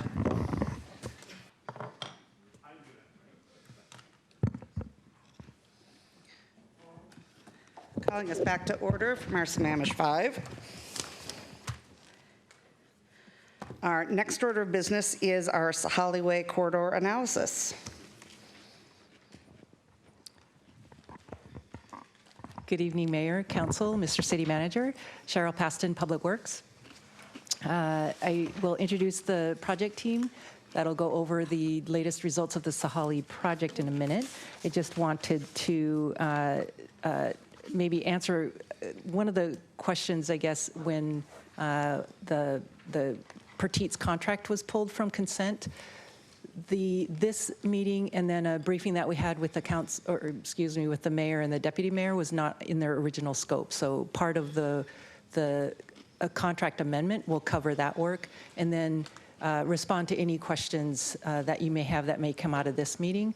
And then also we will be coming to you with the results of the traffic model update or audit in a few weeks or so. So there might be some additional analysis that we'll need Prateek to do on Sahalee. So that's what the contract amendment is for. So with that, I'll introduce Jed Ireland, sitting to your right. That he is our senior project manager for the project. To his right is Peter DeBolt with Prateek, and then to his right is Brent Powell. So I will go ahead and hand it off to them. Good evening. Good evening. As Cheryl mentioned, my name is Brent Powell. I am the project manager for Prateek on this Sahalee Way corridor evaluation. So here's a quick rundown of the agenda we've got for tonight's presentation. We're going to quickly talk through the study area. It's the same as last time, but just a refresher there. We'll go over the current and prior definitions of concurrency, just kind of a high-level summary of some of the differences there to just help understand how, I know Sahalee has been kind of on and off the concurrency program over the years, so helping to understand some of the differences with that. And then we'll talk through the detailed evaluation of our different alternatives and different study years with the current concurrency policy for the city of Sammamish and the results of that and showing where things are passing versus failing. Then we're going to go into some more of the details. We're going to present some summary of the analysis, including travel times that we've reviewed with the traffic simulation model and some preliminary costs. And then we'll go through some traffic simulation videos and have an opportunity for some Q&A and discussion at the end. Okay, I believe I have a light on to start with. Councilmember Ross? All right. Yeah, before you get started, I was listening to Syed regarding elements that you couldn't glean from this presentation. Can you just briefly tell us a little bit about what the goals and objectives of the study were? Right, so our study stemmed, of course, from this council's request last summer to reevaluate the corridor, to look through the current travel demand that we have with the current city's travel demand model, looking out to 2035 and making sure that whatever improvements are established on Sahalee satisfy things through that horizon year at a minimum, as well as looking at the multimodal elements. I know Syed mentioned transit is a particular element that we are going to consider here and we will be talking about this evening. And so those are, at a high level, the summary of the goals. The concurrency evaluation, I believe, was part of that per this council's request. And so that is why that is a large focus of our presentation tonight. Right. So that, with that, a quick overview of the study area. We are looking at the Sahalee/228 North Corridor, which is Hello, thank you. Concurrency policy. That corridor comprises 5 individual concurrency evaluation segments within it, which are listed here. They go from 12th, Northeast 12th place, all the way to the city limit. Our evaluation, including particularly the traffic analysis and the cost estimating effort, went beyond the city limit to SR 202 with some of our alternatives. And as part of that entire study area, we were looking at 8 intersections in particular. 7 of those are within City of Sammamish. You can see those listed there with the blue dots on the map. And then we also looked at the, of course, critical intersection at 202 and Sahalee. So as I mentioned, we're going to talk through just a brief overview of, what's old concurrency policy versus the current one for the city. And here are a few of the key differences when we're looking at the 2 different ways to evaluate, or when we're looking at the current way versus the old way. The old concurrency policy was built off the same kind of volume to capacity principle for the corridors and segments, but the old policy was giving credit for a capacity boost, basically, if you had some multimodal elements in your corridor. So if you had a sidewalk, or multiple sidewalks, or bike lanes, or multi-use trail, things of that nature, you'd be granted extra capacity. So when you do that V over C analysis, that volume to capacity analysis, it looks more favorable. The new policy focuses only on vehicles, so those multimodal considerations are removed from the calculus. The old policy was looking at daily travel volumes. The current policy looks at peak hour travel volumes in each direction, and we're talking about the morning peak and the afternoon peak. So I'll refer to those as the AM and PM peak hours. And the old policy was, in particular, looking at the intersections. We were only looking at the PM peak hour. Now we're looking at both those AM and peak hour windows. So the current standards for concurrency evaluation in Sammamish, if you're looking at the corridor-wide evaluations, that's all 5 of our study segments here together. It's done with a weighted average. You need to be under a 1.1 or right at a 1.1 V over C to pass. If you're above that, you're failing. Segments have a little more leeway. They can be at a 1.4 or below to be considered passing. And then at the intersection analysis, we're looking for level of service, which is a term that stems from the Highway Capacity Manual. And basically, level of service D or better is our typical standard, with the one caveat that if you have 3 or more approach lanes for any one of your roads coming into that intersection, you can go to level service E or better to still be considered passing. So those are the 3 metrics the city looks at, and those are the 3 metrics we were looking at here with all of our different analyses. So now I'm going to start going through our different alternatives and study years that we were looking at, and I'll start here with the existing conditions of the corridor. So you see a map on the left. That's showing our corridor limits. It's got each of our intersections shown there. With a label. Things that are red indicate a failure on that map, and they're also over on the right side of the screen with a description of what is failing. Anything else that isn't listed here is considered passing with our analysis. So we did an existing conditions analysis. We collected data back in September of last year. That data was collected at all of these study intersections, and it was collected after school was in session in September. So we, of course, wanted to capture that traffic as well. We identified that with the data we collected, there was a corridor failure in the morning northbound commute, presumably commute out of the city. V over C there was 1.14, so it was above that 1.1 threshold. However, none of the segments themselves were failing. We also noted there were 2 intersection failures when we did the intersection analysis, and those were at 28th and 28th and 36th, and you see those flagged red in the map view as well. Those, of course, are both unsignalized intersections right now, so we're seeing failure built up at that stop sign for the side street. The next thing we wanted to look through was the 2025 pipeline. And so you should, at the end of your packets there, have the volumes. I know some folks are interested in understanding what the volumes are that we're working through this analysis with. Those are on, I believe, the very last page or 2 of your packet. And for 2025, we're looking at the city's current version of the travel demand model. As Cheryl noted, this may be subject to change, but this is the data we have available at the time. And in 2025, we anticipate there will be a few completed projects in the corridor, regardless of what happens here with Sahali and what route we choose to go. That includes signalizing the intersection at 28th, which is currently on the tip as a standalone project, as well as finishing the ITS installation that should be kicking up this year. So taking into account those factors, those new volumes and those new roadway changes, we are still seeing a corridor failure, still in that morning northbound commute, slightly higher V over C, but it's very similar, and still no segment failures. And at this point, the intersection failures are not present with the travel demand model volumes. And at 28th in particular, the traffic signal installation is fixing that failure that we identified today. Fast forward 10 more years into the future, looking out to 2035. This is again coming from the travel demand model for our traffic volumes that we're using here. So again, those are subject to change. Same roadway configuration. You can see now we've introduced a number of, or not introduced, but you'll recognize a number of additional failures by 2035. We still have, of course, that northbound morning commute reaching a failing V over C. However, now the PM southbound commute is also reaching that V over C of above 1.1.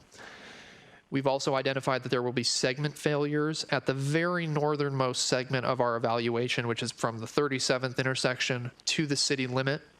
You can see the V over C values there. Again, the threshold for that is 1.4, so we're slightly above in the afternoon peak hour in the southbound, but we're decently above that in the morning northbound commute at 1.6.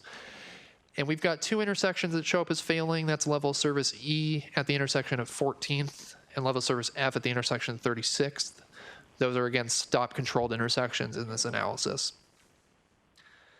So the first thing we were looking at as far as a design alternative is what we've called the 3-lane option.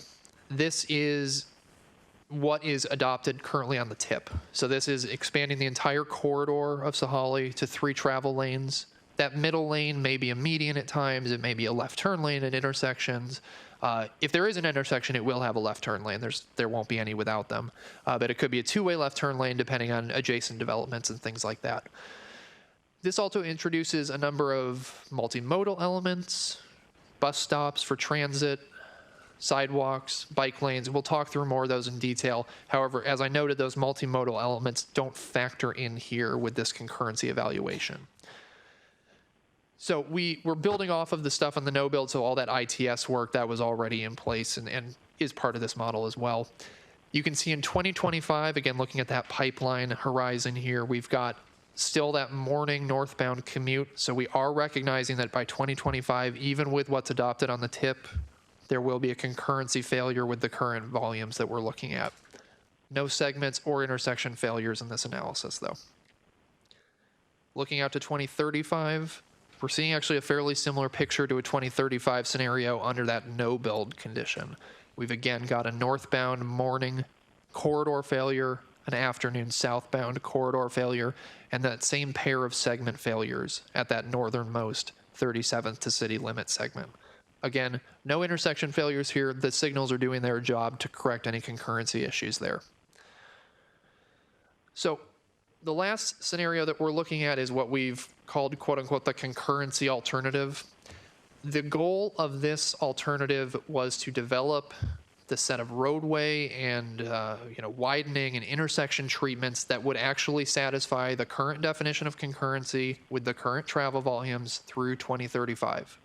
So there's no failures here because we've upsized the corridor to accommodate the volumes and meet that concurrency definition. I'm going to walk through the map view here to help understand where we're having different cross sections to accommodate and really satisfy those goals. So if we start at the south end, we've still got that 3-lane corridor that we're working with from 12th and all the way until we get to really right around kind of the midpoint of the Sahalee Country Club area.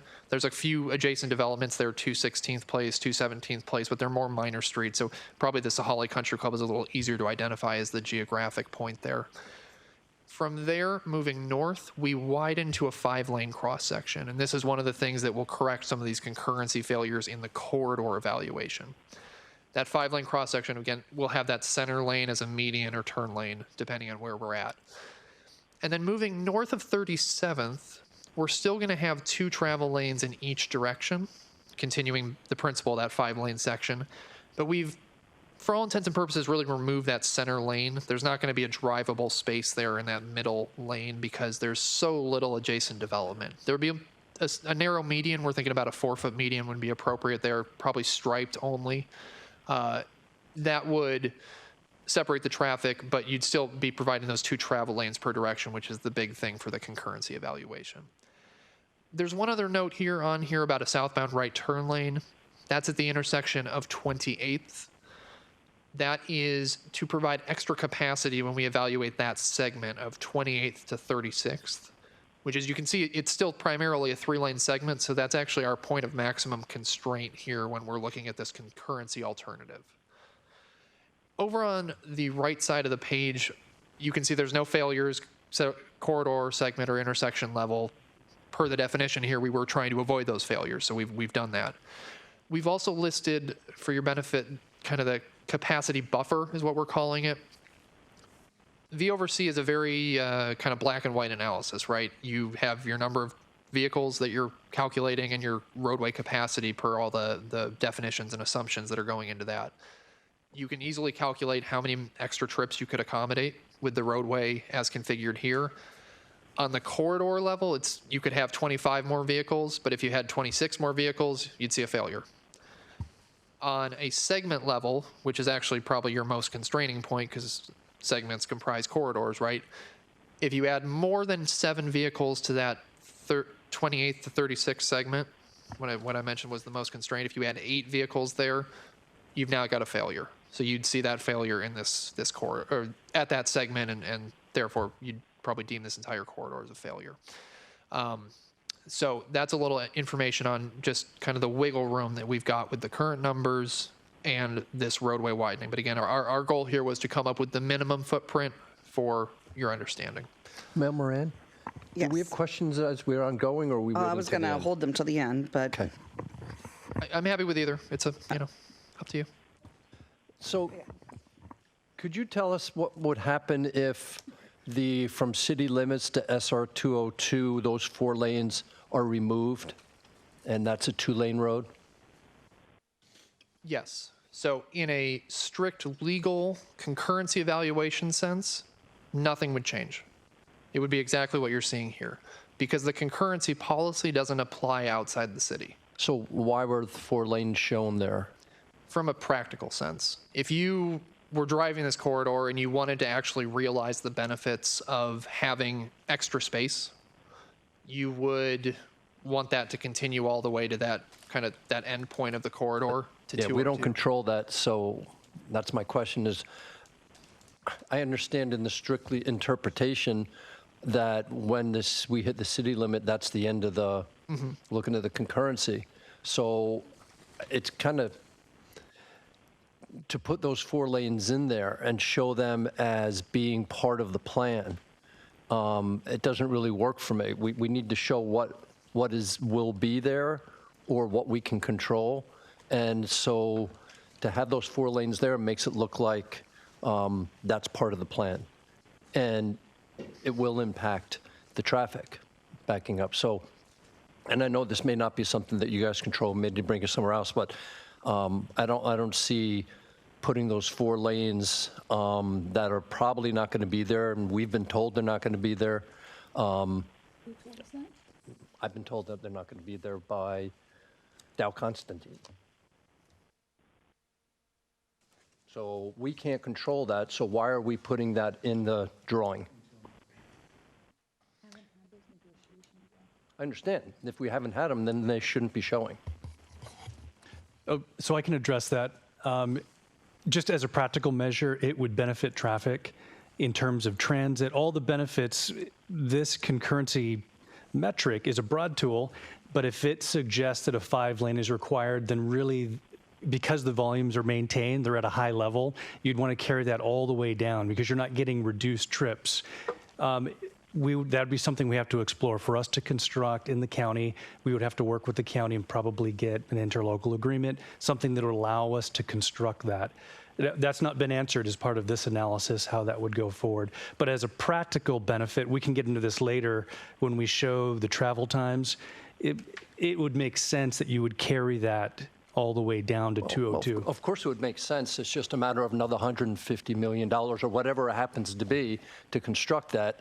So, of course, it would make sense. It would make sense to carry 6 lanes all the way till you hit, Redmond. But practically, we don't know if it's going to happen. We can't affect it whether it's going to happen.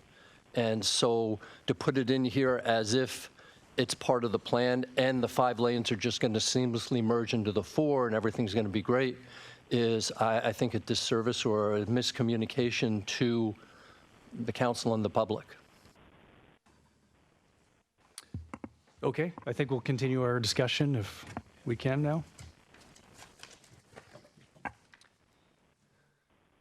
So just a couple details, kind of getting into, some of the philosophy behind the travel times that we've got in the corridor today and what we might see in the future. These are primarily driven by controls and obstacles you face on your travel path, right? So some of those can be traffic signals. We've got 4 traffic signals today. We're anticipating 8 traffic signals per our analysis in the future. And we did do traffic signal warrants to evaluate if things are warranted to be signalized out there in the future. And they do meet those warrants where we've identified the new installations at 14th, 19th, 28th, and 36th. Those are the 4 new traffic signals. You've also transit operations that can affect travel times out there in the corridor. In our observations, there's frequent bus stopping in lane. You know, they're not pulling off into the shoulder, even though there might be a shoulder available. They stop in the lane if they're going to pick up a passenger. So that, of course, spills back delay for the folks following those buses, and that kind of leads to the bus driving that platoon as they go through the corridor. That may still be a factor, especially where we have single lane sections without bus pullouts in the future build scenarios.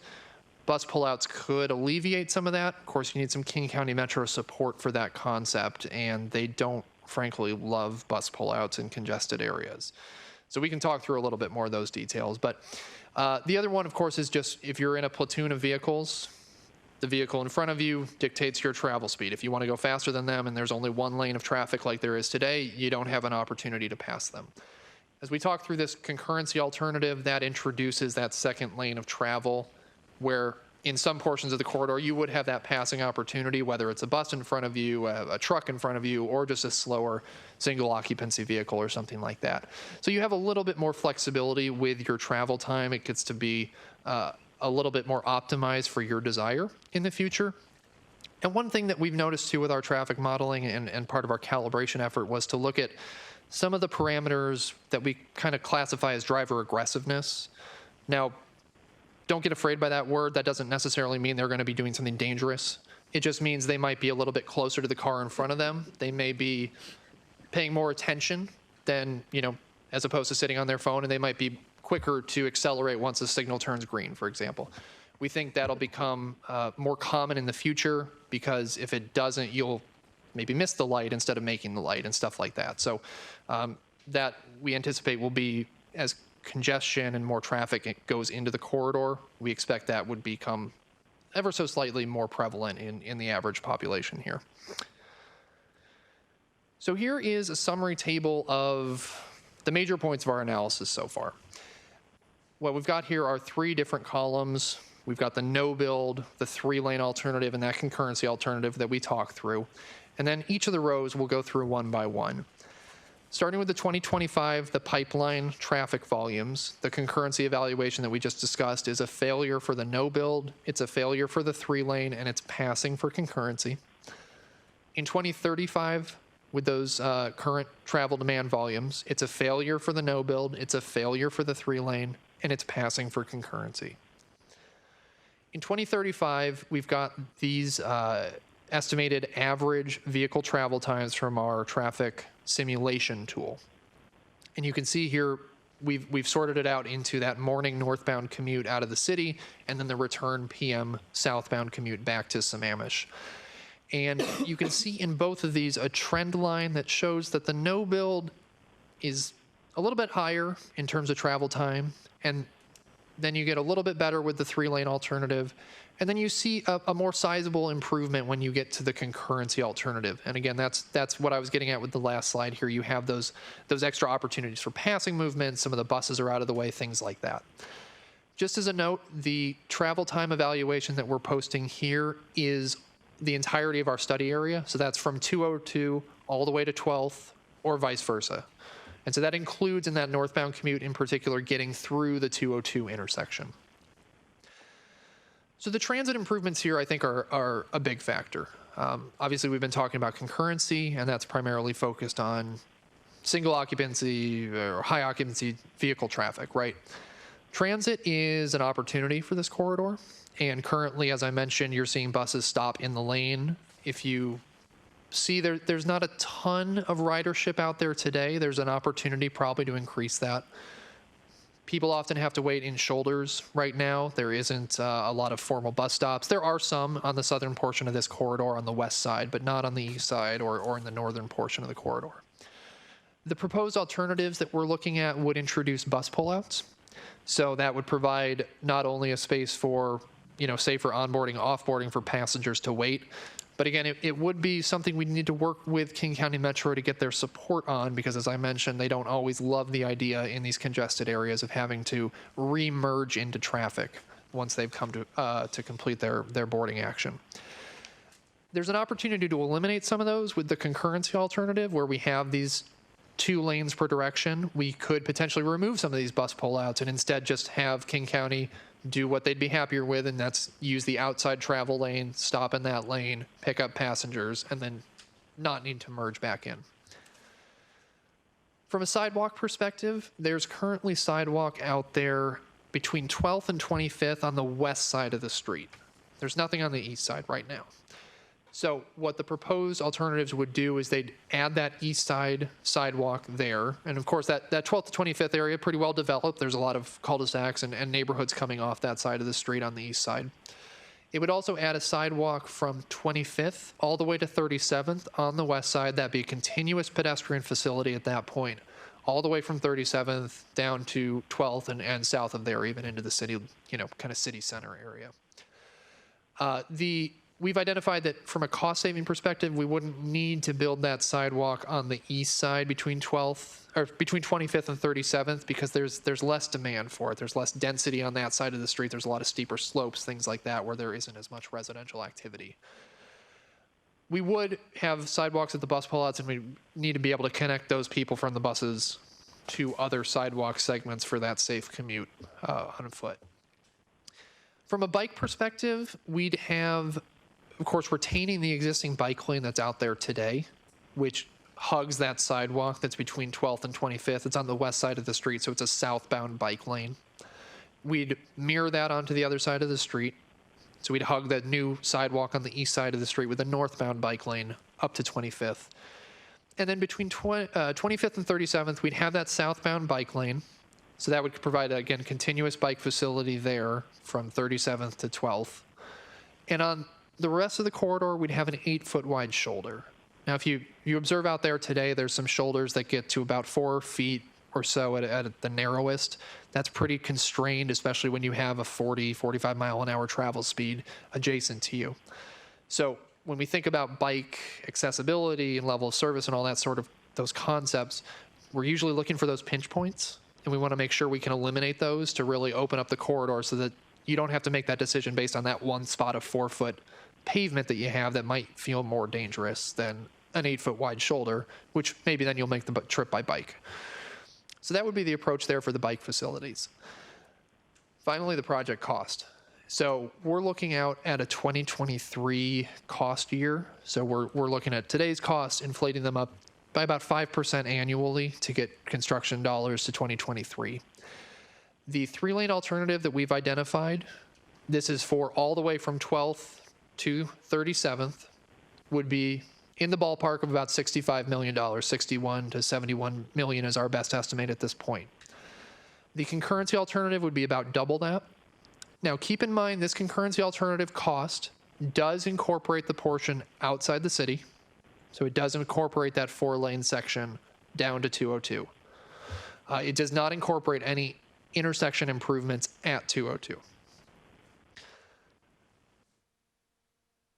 So with that, we'll move on to the next slide here, which is a side-by-side evaluation of traffic simulations. We've got a question. Absolutely. So Councilmember Stewart. Yeah, thank you. Just some questions. We have our concurrency model, and that's great, and we have the math, and like you said, it's pretty black and white. But when it comes to coming up with solutions, how do we look at some of this very practically? For instance, when I look at today, the intersection at 12th, that light will, if there's one car sitting there, it will turn that light, right? And sometimes back up the traffic going northbound all the way down into the intersection at Northeast 8th, right? And so while I'm not saying that people coming out of neighborhoods that we don't care about them, but there's, how do we practically apply some rational optimization that says, if we're allowing if we're going to put cars into the main roadway, that we do it in a more efficient manner so that we optimize for the bulk of the cars traveling. And is that something that other cities do? Is that practical? I mean, I'm not trying to break any rules, but I'm just trying to say, like, from a really practical point of view, if we could optimize something like that, what does that really do?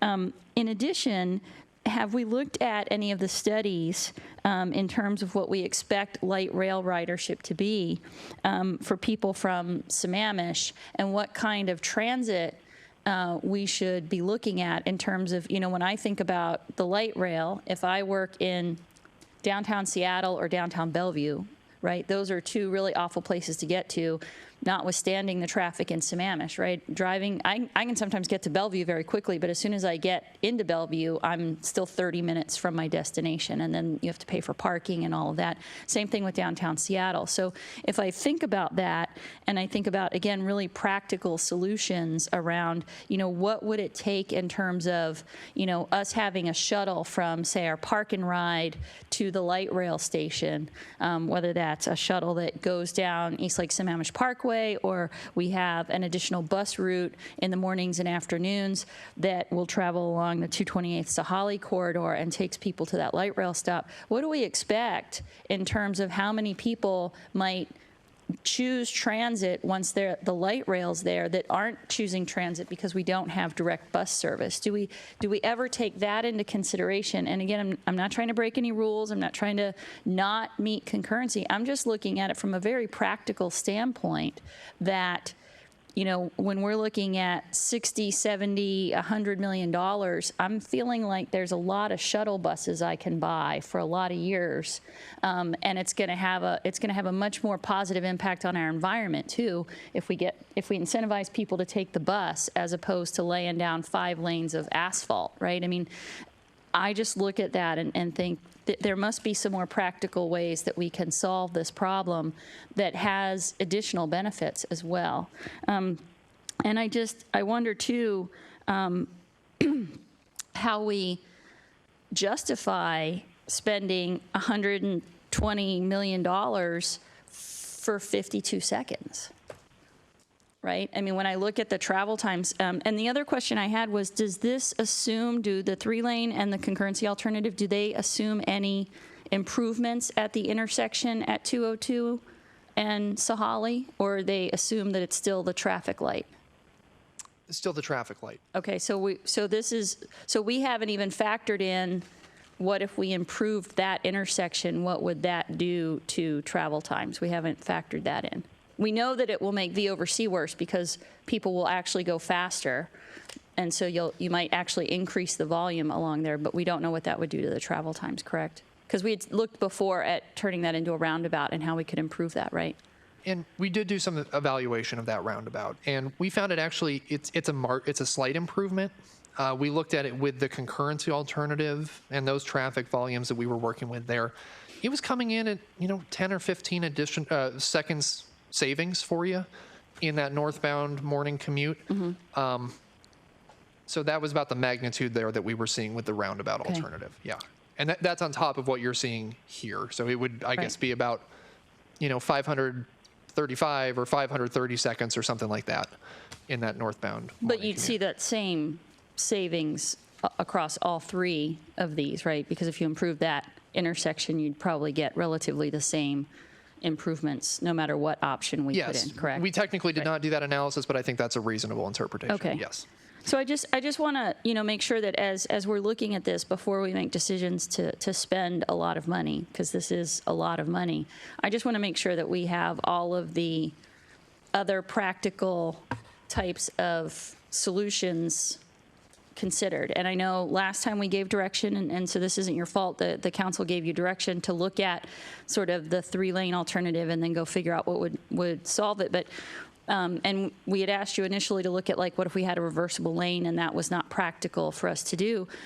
I'm wondering, though, if we had even just an AM, like a northbound lane, right? If we looked at like a 3-lane alternative, so we could just build the 3 lanes, but instead of a center lane, you're talking about a dedicated transit lane, right, northbound, because that does tend to be the much worse sort of commute thing. And if we looked at that and transit was suddenly faster than taking your car, again, how much do we think that might affect the ridership? Because that's going to reduce the number of cars in the afternoon as well, right? Because if I'm take the bus to work, I can't drive my car home. Right. So I'm just wondering, I know we haven't directed you to do any of that analysis, but I guess I would like to know what would it entail to do some of that analysis and to really look at some other practical alternatives to 5 lanes? Yes, so I'll I start know that with- was a lot of questions. I jotted them down. I think I got them all here. But the first question was about optimization at traffic signals. And so the good news is you're already on that path. So you've got an ITS project that's going to be coming through this corridor starting this year, the construction. And that'll be really the first step to getting a fully adaptive traffic signal system in place. And the benefit of that signal, kind of in very brief term, or that system in very brief description here, is that you won't have those situations quite as often where you have that one side street car come through and it turns green for them and now you've got 50 cars backed up. You'll have more constant progression through the corridor for your main travel movements, which are going to be on that Sahali 228th corridor. So that will be coming kind of with or without any decisions on Sahali here. Got it. And that should be coming, citywide to really improve some of the traffic flow here. And it is correct that other agencies are doing that in the region. I know you were asking about that, Councilmember Stewart. So, City of Seattle has a system, others do as well, to help manage that traffic, and they have a traffic management center that Sammamish will soon have as well. The next question was about transit ridership, and I think this is, a great question and a great opportunity for this corridor potentially. But as I was talking about, so you have kind of the two different pieces of transit operations. You have the experience for the passenger and you have the experience for the driver. And, for the metro experience, speed and reliability is a term you'll hear a lot. So I think we're going to hit the mark, hopefully with anything that gets designed here, we're going to hit the mark better for passengers because you're going to put in sidewalks and safer spaces and they won't be sitting in the shoulder. Right. From the metro standpoint, that's where the question of widening can make a big difference. So it's going to work much more favorably for Metro and then potentially more favorably for the city of Sammamish to have extra travel lanes that buses can use. And the reason for that is that you're just in a bus, you're not going to be as likely to be stopped behind a train of other vehicles, right? Yep. So you have that better transit speed and that better reliability. And a lot of times you'll hear about transit agencies basically saying, we can give you X number of service hours. And if you're sitting in congestion for some of those hours, that's lost time when you could really be trying to move people. And I do think transit will be a key to move people into the light rail system, as you suggest, instead of people driving to the light rail and then driving back into Sammamish at the end of the day. So I think those are opportunities there. The wider you make the road, and I shouldn't say that. If you make it to 5 lanes wide throughout the corridor, now you've got potentially a really great picture for transit, not just in the portions we have identified here, but even all the way into the city center and potentially to a park and ride that might not be, right against this Sahali corridor here as well. I know, but 5 lanes just feels like we just paved paradise. And so I struggle with the thought of 5 lanes from, Northeast 8th all the way to 202. Yeah, and I think that is really a dilemma, quite honestly. In order to get good transit service, they really want to be able to say that they are going to reliably get from point A to B in a certain amount of time. And without that second lane, they get impeded by anything that is occupying that single lane. And so that's the part of the dilemma we're faced. And trying to be practical about things, that's why we're suggesting at this point building only the 4 to 5 lane in parts of it where they're most congested, where we think there's the biggest bang for the buck, is what it boils down to. As you look to where Sound Transit's headed and service for light rail, it is going to be critical here in the region to entice more people into using transit. Yep. But if we don't build a supporting road network for the buses to use, we can't get the people into the transit. So it is a challenge, absolutely. And then I will stop. I had one more question. So you show the travel times for 2035, but did you do any estimates on current travel times so that we understand sort of what are we looking at today versus, looking out at 2035? We did do that analysis. The results are, I'm trying to remember exactly here. They're going to be less than the no build. So we anticipate that travel times will increase, traffic volumes will increase, things like that. They will not be substantially different in the future, and there's some assumptions going into the traffic volumes, I believe, that are driving that. So when you look at the travel demand volumes, they're not growing quite as much as you might expect because there's actually this factor of peak hour spreading happening, which means that pretty much your commute may stay the same, but others may take an earlier or later commute time. So the overall demand on the corridor might not be quite as high as it would be if everybody just stayed in their current behavior today. So if everybody were to stay in their current behavior, we'd expect an even larger travel time increase into the future compared to today. Is it data that we might be able to get if you did an estimate Absolutely, on that? Okay, yeah. it would just be interesting because, I mean, right now we're looking at, and if I understand this, you're talking about traveling from basically Northeast 8th all the way through the intersection at 202. It actually started at 12th. At 12th, okay. Yes. So you're starting at 12th and going through the intersection at 202, correct? Correct, Okay. yes. So we're looking at roughly 10 minutes, right? Is that, Yeah, roughly. okay. Yeah. Okay, we're going to go to Councilmember Gamlin, followed by Councilmember Trine. So in the 3-lane and the concurrency alternative, could you share how much is transit used and assumed for taking the volume off the road? How much is bus transit assumed to be picking up in the 3-lane and the 5-lane alternative to have us then go ahead and pass concurrency? So our analysis was assuming that transit frequency would stay the same through 2035, and that's probably that's hopefully conservative, right? Hopefully it's going to be a little more frequent than that. In terms of ridership, that's really a question that's kind of larger for the travel demand model effort overall, which we were not a part of developing, but we were using those volumes. So I don't know precisely, but we can work to get that answer for you.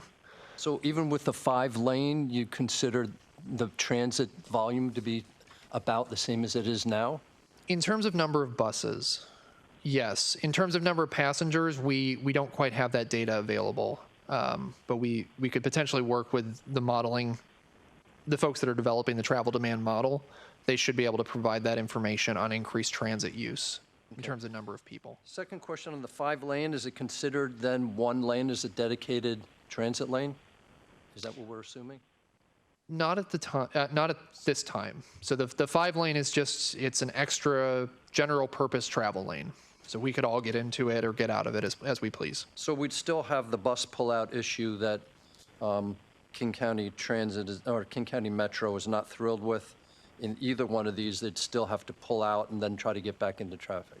We would have that issue in the pieces of the corridor that are 3-lane, which is still about half of the corridor under this alternative.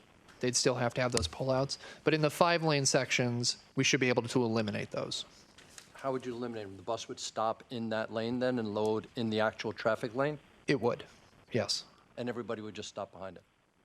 Or they'd have that opportunity to get around them, Correct. yes. Okay. Last question, on the project cost, are we looking at, has land acquisition been included in this? Did you guys include land acquisition costs? We did, and it's actually very minimal.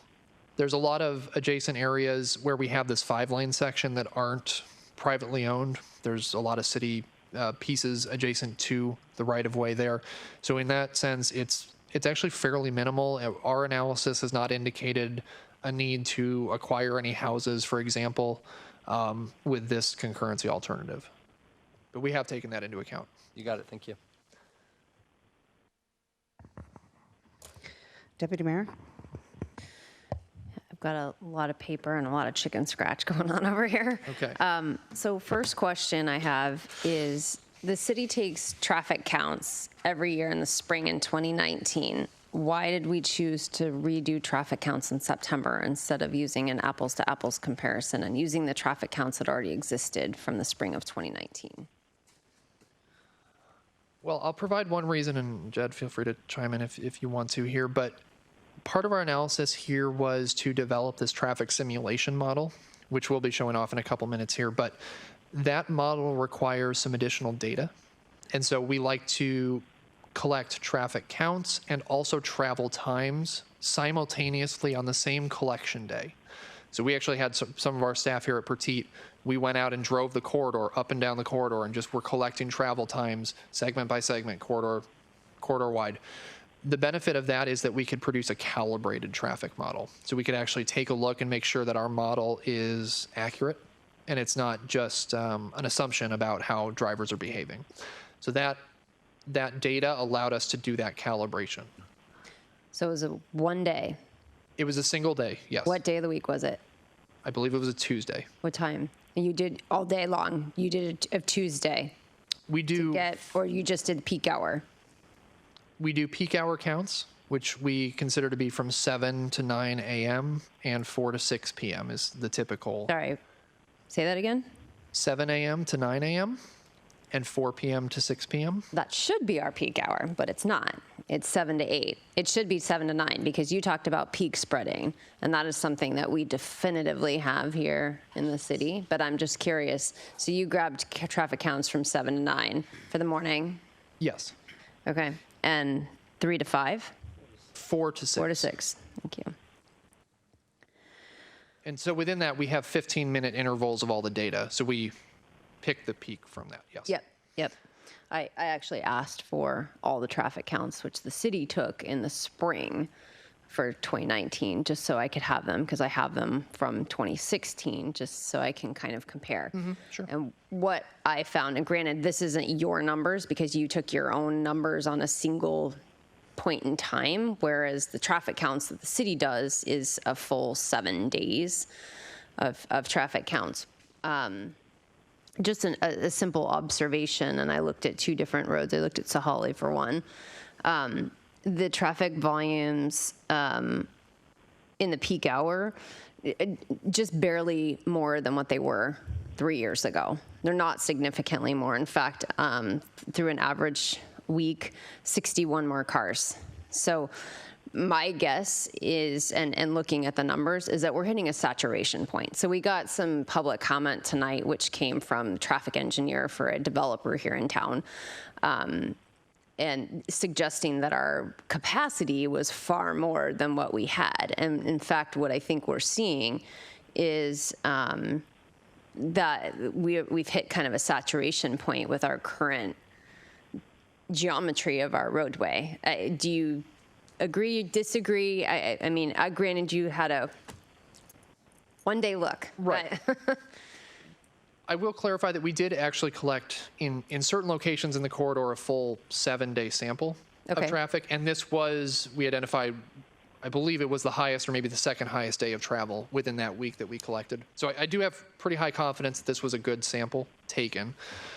In response to that question and the public comment, you know, I haven't seen the data that you're referencing, Deputy Mayor, from the spring of 2019, but it is a phenomenon that people will kind of self-adjust their travel behavior if they recognize that their commute's going to be way better if they leave 30 minutes later or 30 minutes earlier, right? So I do think that that's potentially at play here. Okay.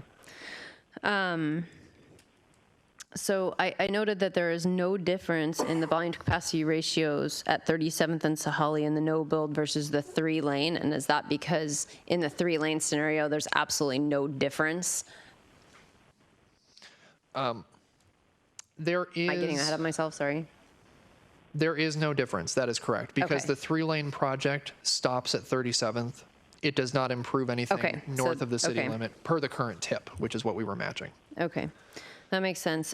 Just a quick comment on the ITS. I appreciated that you brought that up, but just for clarification, currently we actually give weight to the corridor now, do we not? And that way the lights are timed such that, and we have control, even if they don't have ITS, how long the green stays green for the side streets. Is that correct? I know we don't have our traffic engineer here, but we've tweaked them at like 37th and Sahali a little bit. Right. So I think we have some control. That should be in play. The new system that will be coming out should be more advanced and more adaptive and really reacting to the real-time traffic behavior, yeah. Okay. So a question on the traffic volumes that you have for the northbound AM peak specifically. You say 2025 pipeline. What are you assuming the geometry of the roadway is there for those capacities? That is an assumption of the current projects on the tip. And so that would basically So- reflect the 3-lane project, Okay, 3-lane. And plus is- the others in the city. Okay. Yeah. And because previous to getting this packet, we did not have the volumes, I was able to essentially figure out some of the volume to capacity ratios. And what I have figured out is that if we did a no build, at least I believe my math is right here as I have on my chicken scratch, in 2035, we would have, based on your V over C, we would have 1,550 cars running at 37th to the city limits. And then if we 5-lane it, you have like a variance there, which I'm not quite sure about. You have 1628, and then you have concurrency alternative extra demand. What is that? Yes, happy to explain that. So I'll start with a bigger picture. You might have heard about, we don't want to build our way out of congestion or something like that. If you were to put an extra lane of travel on I-5, somehow you do it, you'd expect that people would fill that lane. And it wouldn't just be a benefit to the people that are already taking I-5. People would go to I-5 now to fill in that lane, right? We see that on even a smaller scale project like the Sahali project. So when we talk about that little variance there that you're seeing in the chart, the solid line or the solid graph there, that's if we have the 3-lane project. The concurrency alternative with that extra widening, That's a 5-lane. the 5 lanes in portions of it, yes. Okay. The modeling is showing that some trips would reroute to Sahali, so you'd actually see extra travel demand there. Where do you assume your trips are rerouting to Sahali from? So we did look at that. We can do what's called a screen line analysis to look primarily at the routes going out of the city on the north end. We were seeing that some of the trips per the travel demand model would reroute from the East Lake Sammamish corridor and also from 244th. There was also, it appeared to be some trips even rerouting from the southern end of Sammamish that would now go north out of Sahali here. But it's not a very significant piece of the puzzle. So let me understand this right. Your assumption that people are going to get off East Lake Sammamish Parkway, drive up, say, Inglewood, get on Sahali, and then come all the way back around to where they would intersect with East Lake Sammamish Parkway again? Seems like a pretty unlikely scenario. It's not necessarily that Can they we would, not have sidebar conversations? Thank you. Okay. it's not necessarily that they would take that exact travel pattern. I don't know exactly where they'd be coming from within Sammamish. They could be coming from more of the spine, the Sahali corridor that they previously would route over to East Lake Sammamish Parkway, but now they would stay on Sahali instead.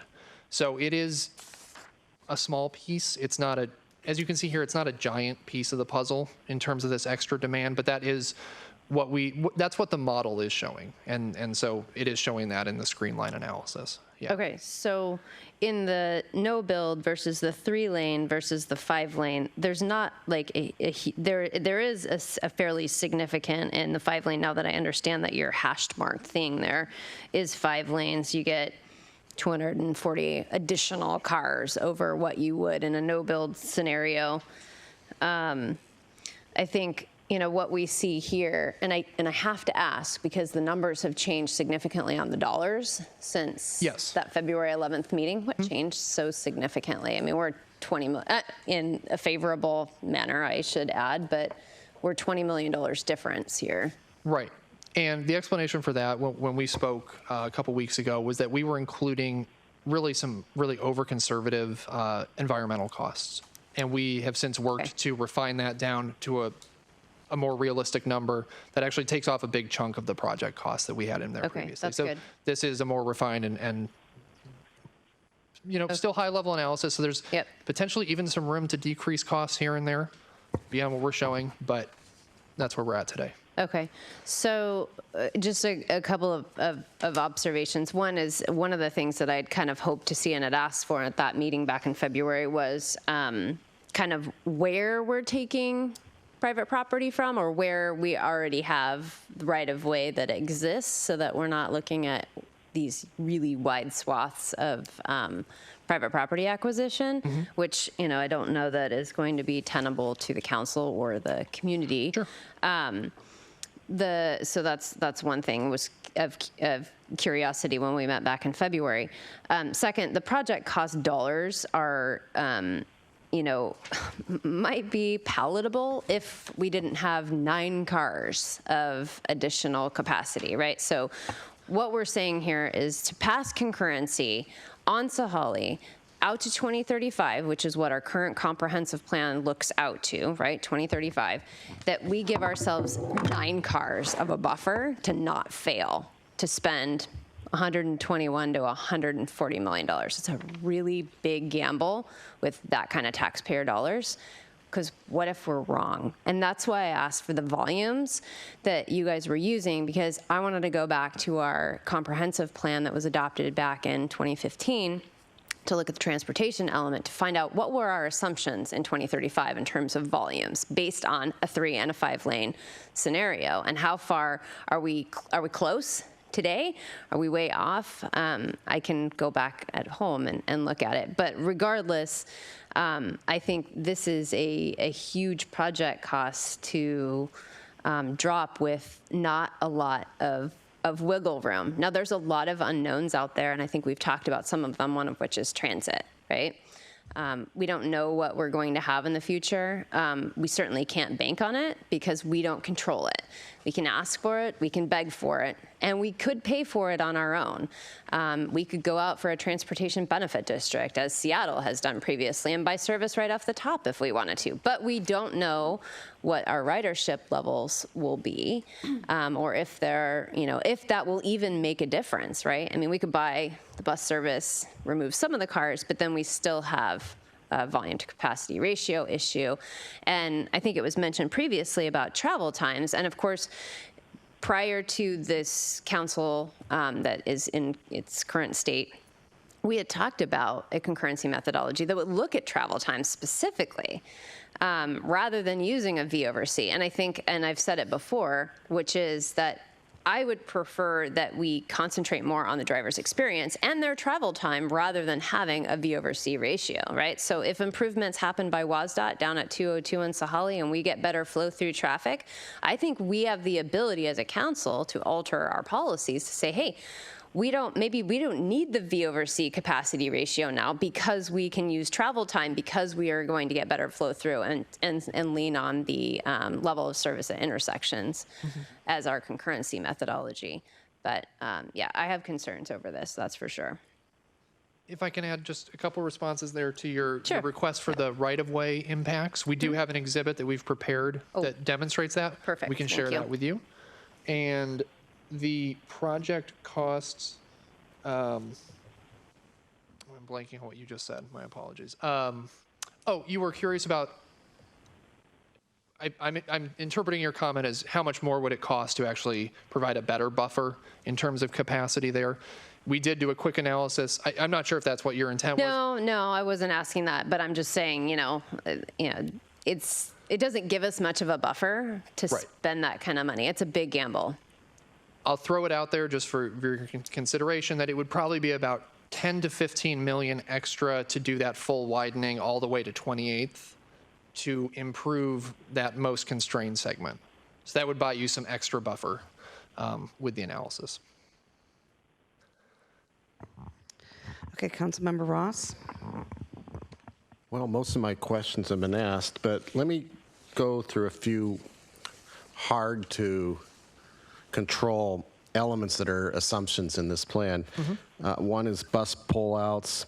The other is extensions to 202 and to, from a practical manner, private property acquisition. Of those 3 elements, what's your assessment of how difficult it will be to overcome those, each individually? I think bus pullouts would be feasible here. I think Metro would hopefully just fall in line with using them. Certainly you have them in other portions of, Sammamish that they are used at. So I think those would be feasible here, but it would take some negotiation and just some coordination with them to get them on board with the benefits there. In terms of right-of-way, as I said, I don't see at this time a large amount of impact. I don't believe we would have to take any private homes, full property acquisitions, or anything of that sort. So of course, all is preliminary analysis, so I don't want to, put anything in stone at this point, but that's even with the concurrency alternative, with the widening that we've demonstrated with the maps here. So I think that would, again, be a fairly reasonable undertaking. Now, there would be a few backyards in certain locations that would shrink a little bit, so there would be definitely some negotiation that would have to go through there. And then can you remind me of the middle point that you 202. listed? 202. Yeah, from city limits to 202 intersection. That's probably the largest undertaking for this council and for the city. I think the 202 extension would require the most coordination with King County, potentially an interlocal agreement. There are other venues that you could look into that would be larger undertakings to get that facilitated. But that is, I think it's a big piece of it, and it is something that would need to be discussed in pretty good detail with King County. Thank you. Yeah. I had a question on how much of that, well, I had a couple questions. One, how much of the cost of the 121 to 140, how much of that cost is 137th to 202? How much of that is that cost? Let me pull that number up for you here. I think I've got that down. You think it's about 30 million? So I think it's about 30 million. Wow. Total of that piece. And it's a lot of widening, which of course it's more pavement, but it's a lot of earthwork, retaining walls, things of that sort. Oh, yeah, and that's also a landslide area. Right. Okay. Then the other question I had was, we actually had a committee that had been working on ideas for Sahali that Jason, if he's still up on the clouds, was on. And we had some different traffic engineers and folks that, so we were taking each intersection and we were applying, roundabout, traffic signal, lining to see which one of 10 or 15 different ideas was the best way to see that intersection move. Is that what you did in each intersection? It sounds like you did a more robust analysis than what we put in here. We were looking primarily at traffic signals as the main alternative, and we found that those were pretty successful options. As I noted, they passed all the concurrency requirements if implemented. And we did do a bit of a review of roundabouts in a prior study back in 2015. And in general, as I recalled, they wouldn't have performed that much better than what we're showing with the traffic signal at most of these locations. Now, there is opportunity potentially to refine that analysis with the new travel volumes that we have in the models. But there's also trade-offs sometimes with roundabouts. They're not always a perfect solution, especially when you want to have good progression for a heavy movement through a corridor. Right, and you've got to consider the, whether it's on a hill or a, particularly with right-of-way acquisition, it can be a big downside. All right, so we have a couple more. We have got, looks like Councilmember Ross. Okay, and then we've got Councilmember Gamblin. Question for you on traffic volumes. Where are you guys coming up with the volume? I know you're coming up with the capacity by looking at the improvements. What are you using as the basis for the volumes, number of housing units being built, and where is that coming from? So we are working with the city's travel demand model. And we, as Petit, do not maintain that model. We did not develop that model. That's the model that is incorporating all of that data. Okay. And that's owned and operated by David Evans and Associates. So we are using their outputs to power, and we're taking their outputs directly and using them as the traffic volumes here. Okay. And just for chuckles, would it be possible with your 2035 concurrency video simulation for you guys to go in and show what happens traffic-wise if 202 at the city limit is still a single road? Can that be shown? Yes, we could absolutely model that. I mean, it would take a little extra effort, and I know you have a pending resolution here to extend our budget, but we don't have that in our current scope of work. So that is something that the traffic model can absolutely demonstrate, though. Okay, thank you. Okay, is there any other questions? Okay, we have no more questions. All right. Okay, so we've got some videos here. And what you're seeing here, I'll just give you a brief kind of overview of what you're going to be looking at. We've got side-by-side comparisons of the 3-lane alternative on your left, the concurrency alternative on your right. This is both taken in the 2035 AM peak hours. So we're trying to capture that maximum northbound commute out of the city. To be clear, you're looking currently at SR 202. That's the intersection you're seeing there, and you're kind of facing southwest at the moment. You're going to start following the video. We're going to be moving south through the corridor. So the goal there is you'd be able to see kind of in more real time how the queue is building and where it's building up to. So with that, the vehicles are going to go through and start playing here, and it'll get a little bit brighter for you as well. So this video is about 4 minutes long, so I'll throw in some narration from time to time so we're not all sitting in silence. But you are seeing here the traffic analysis with the traffic signal at SR 202. As I mentioned, we did do a roundabout analysis with this intersection, and it performed a little bit better for the travel time analysis. And I should clarify that when we did that the roundabout analysis, we did use the metering approach that is recommended by the WashDOT study, and that probably would be mandatory if that ever went in to favor the SR 202 traffic. So now we're climbing through the corridor here, getting to 50th, and then making our way up towards the city of Sammamish and the 37th intersection. You'll see on the left with the 3-lane alternative, we've got that single lane. You can see that queue forming behind the vehicle there that's leading the pack. That was a heavy vehicle, so it might be traveling a little bit slower. And of course, as you're in that platoon and people in front of you start to move, there's a little bit of delay before you start to move. So that delay can spill back as you have 10 or 20 cars, that delay can really kind of escalate.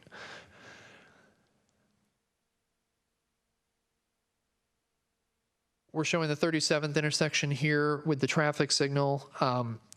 We are showing bus pullouts here, but again, that's an optional feature in the concurrency alternative. And you can see that flow is getting a little bit backed up on the left side there with the 3-lane, and you can see it's still progressing through. Now on the right side, on the concurrency alternative, you're still in that 5-lane section here. This is the new intersection improvement at 36 per the project that would install a traffic signal to help alleviate the side street congestion. So you don't see any cars really waiting there at 36 because they've all had an opportunity to go through with their green signal phase. Now we're in the portion here where both corridors are going to start looking pretty similar, because now we're getting into this country club area. Now we're into the 3-lane section. Basically, from here on out, the videos are going to be pretty much identical. We're passing through now, getting to the 28th intersection, which is going to be signalized per the current project on the tip, and so would be done so by this project as well. And you'll see in the right side, there's the right turn lane that we discussed adding to improve capacity there. But in this region, you'll see various kind of platoons of vehicles on both of the videos because, as I said, now we're in the 3-lane section. And so we'd anticipate that those platoons would develop. Now, as we've discussed, the adaptive signal timing could further optimize things here, and we could see a little bit better progression of the platoons through the corridor. Now, of course, we're at 25th, which is currently signalized, retaining that traffic signal.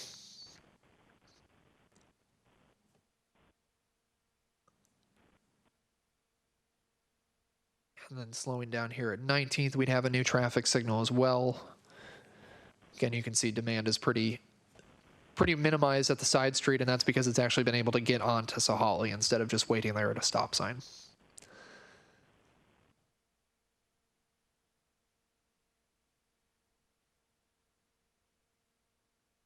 And then as we get towards the end of the video here, we're going to be viewing 14th on kind of the lower portion of the screen. At the upper portion is 12th. So again, that would be a pair of signals as opposed to just the current traffic signal at 12th that we have today. And that is a freeze frame, so that's how we know it's done.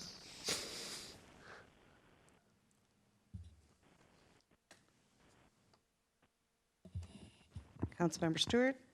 Yeah, is 28th, is that where the crest is? Is that the intersection at the crest? Okay. And then One of the things that I noticed, even this video, right, and the 3-lane alternative is as cars are trying to progress through the intersection at 202, you get the big gaps between the cars, right? And is there any, I mean, I'm assuming there isn't, but is there anything else we can do? Because it seems like that's part of the challenge of, you know, getting more capacity through that light, because I see, you know, and again, this isn't scientific, but just my personal experience is I'll often see where 202 is not backed up, but we're just not pumping the cars through because there are these huge gaps. And then you get up to the top of the hill and you see there's a backup. And I don't know if there's any other methodologies we can use to help close that gap and really move the cars through better. It's an opportunity where potentially the ITS system, the signalization improvements could build up some better platoons going there, but it's tricky because the intersection that's closest to 202 is at 37th, right?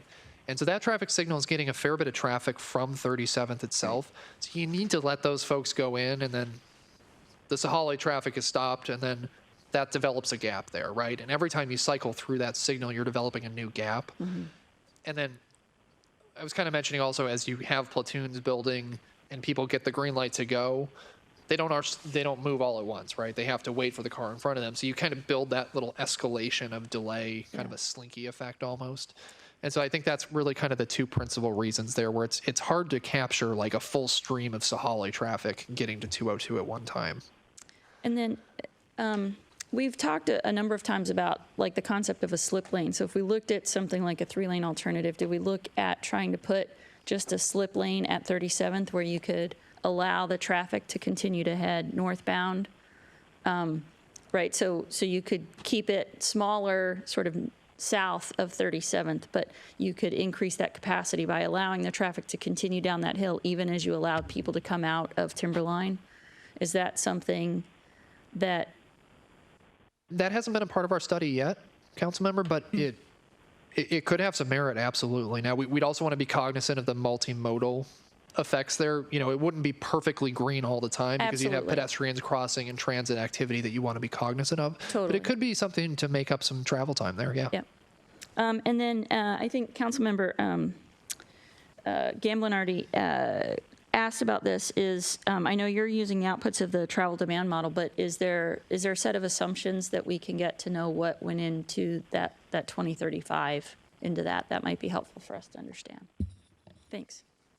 Oh, and well, anyway, I was going to say, I think the assumptions you have about people moving over to use Sahalee once it's improved, I think that makes sense. I know my son went to STEM high school, and so he could go 228, he could go Sahalee or 244th, and it kind of depended on what time of day he went, which way he would go. Or where I live, it's shorter distance to go East Lake Sammamish Parkway, but the speed limits are higher on 202 if I go 228. So again, it kind of depends. You know, I sort of know what times of day one way versus the other is going to be faster. So if you improve Sahalee, then that's probably going to become a faster alternative for me all the time. So I can see where that would attract people as it starts to improve. Okay, Councilmember Gamlin? Yeah, just a quick question on the 37th north to 202. There's a section there that is almost like a viaduct over a slide area.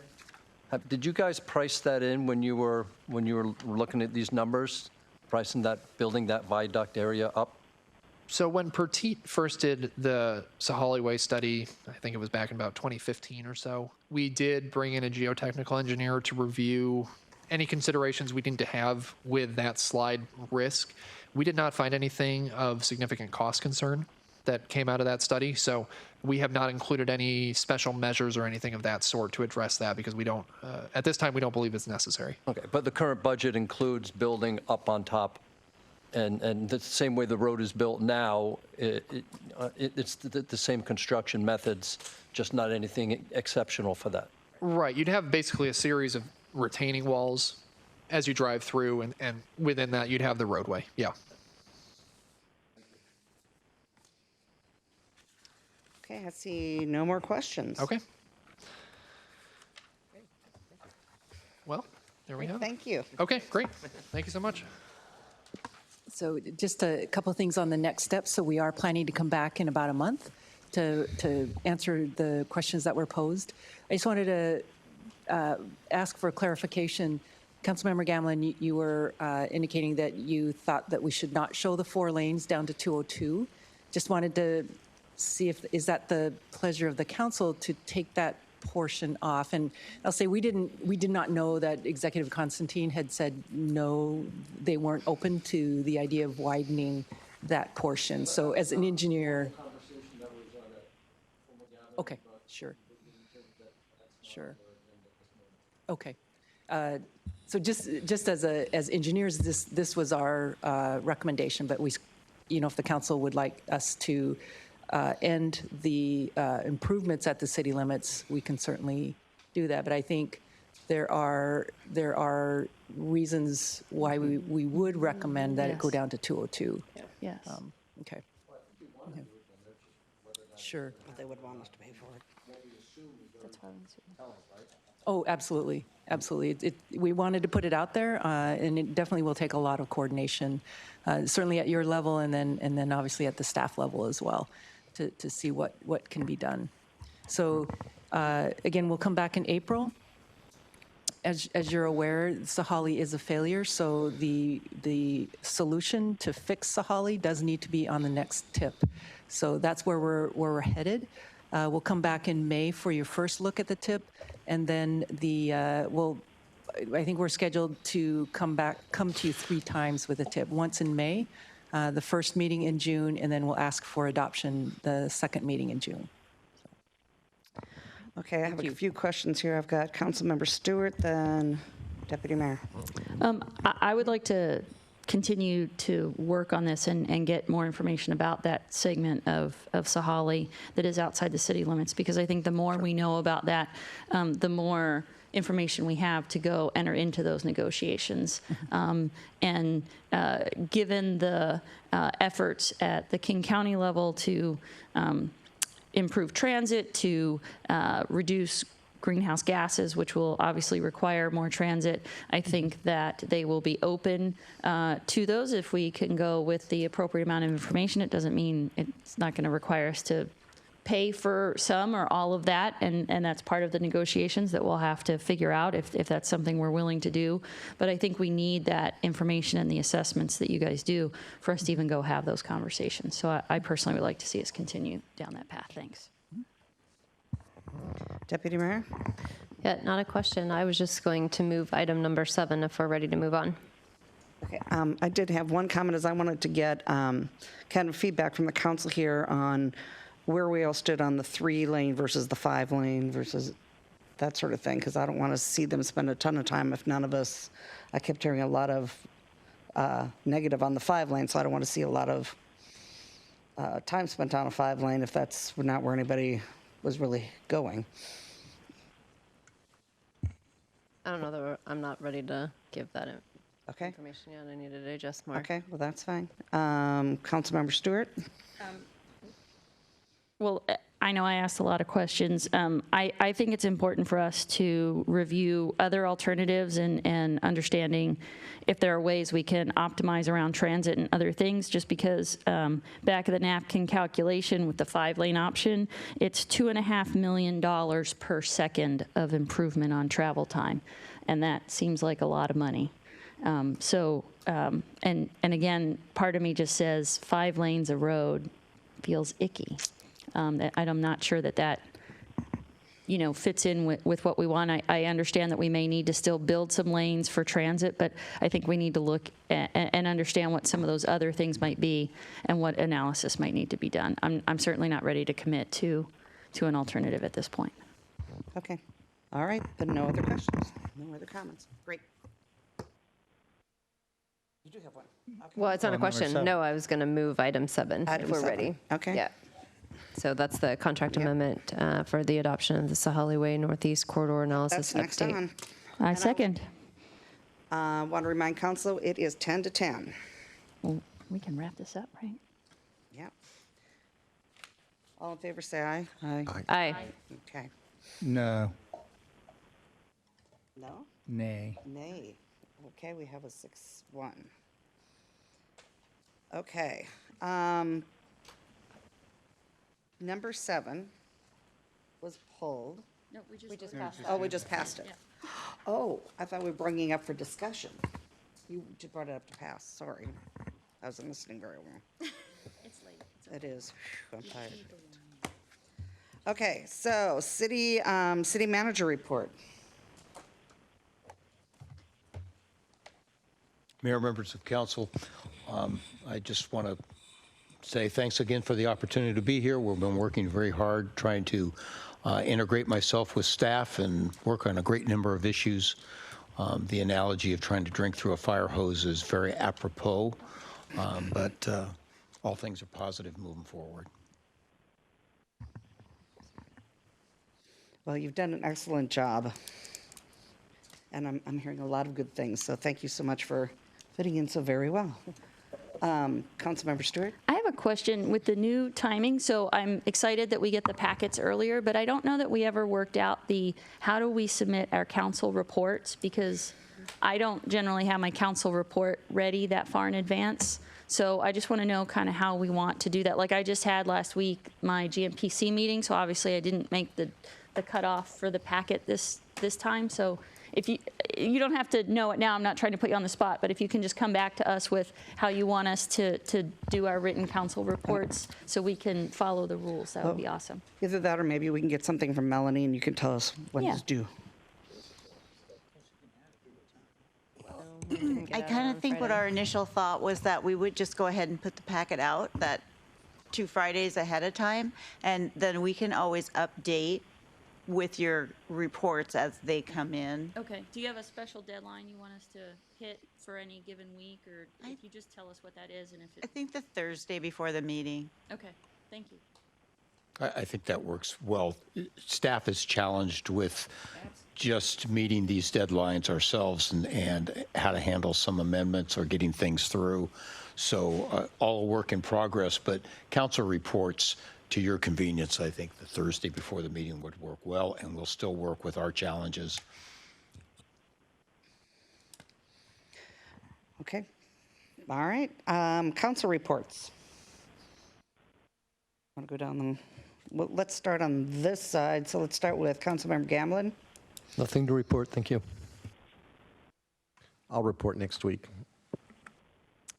I'll just give a quick update. I'll provide details in a written report, but we did have our GMPC meeting, and the big push this year is going to be updated countywide planning. So those will be pretty impactful, I think, to the cities because there's going to be a big push on how to update those to incorporate more affordable housing in the region. So I will keep you guys apprised as we get more information on that.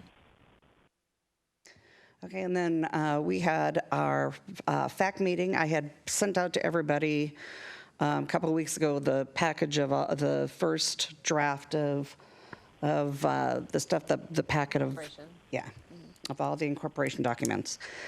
Look at those. There really were only 2 or 3 changes that were made at FAC, and that comes back again to us this coming month. Then if it passes FAC, it will go to the board in April. And I suspect that we will probably see the chief coming around to talk to everybody in July or September. So it'll be making its way to everybody this fall.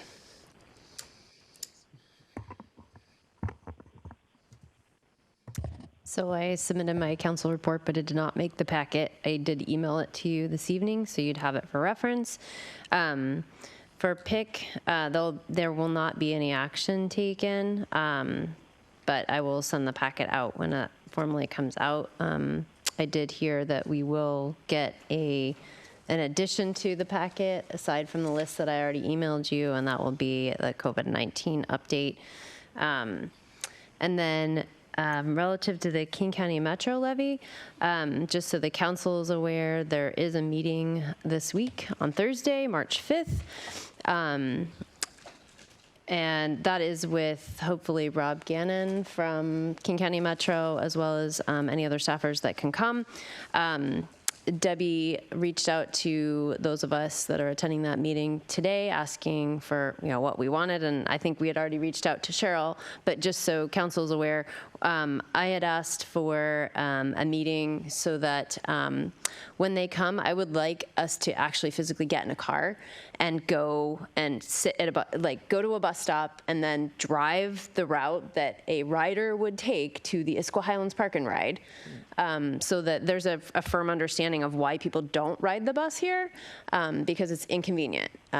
So I think a visual, an actual tour of what our riders experience would be important. And then relative to discussing any needs in the ballot measure that would be on the August ballot would be important.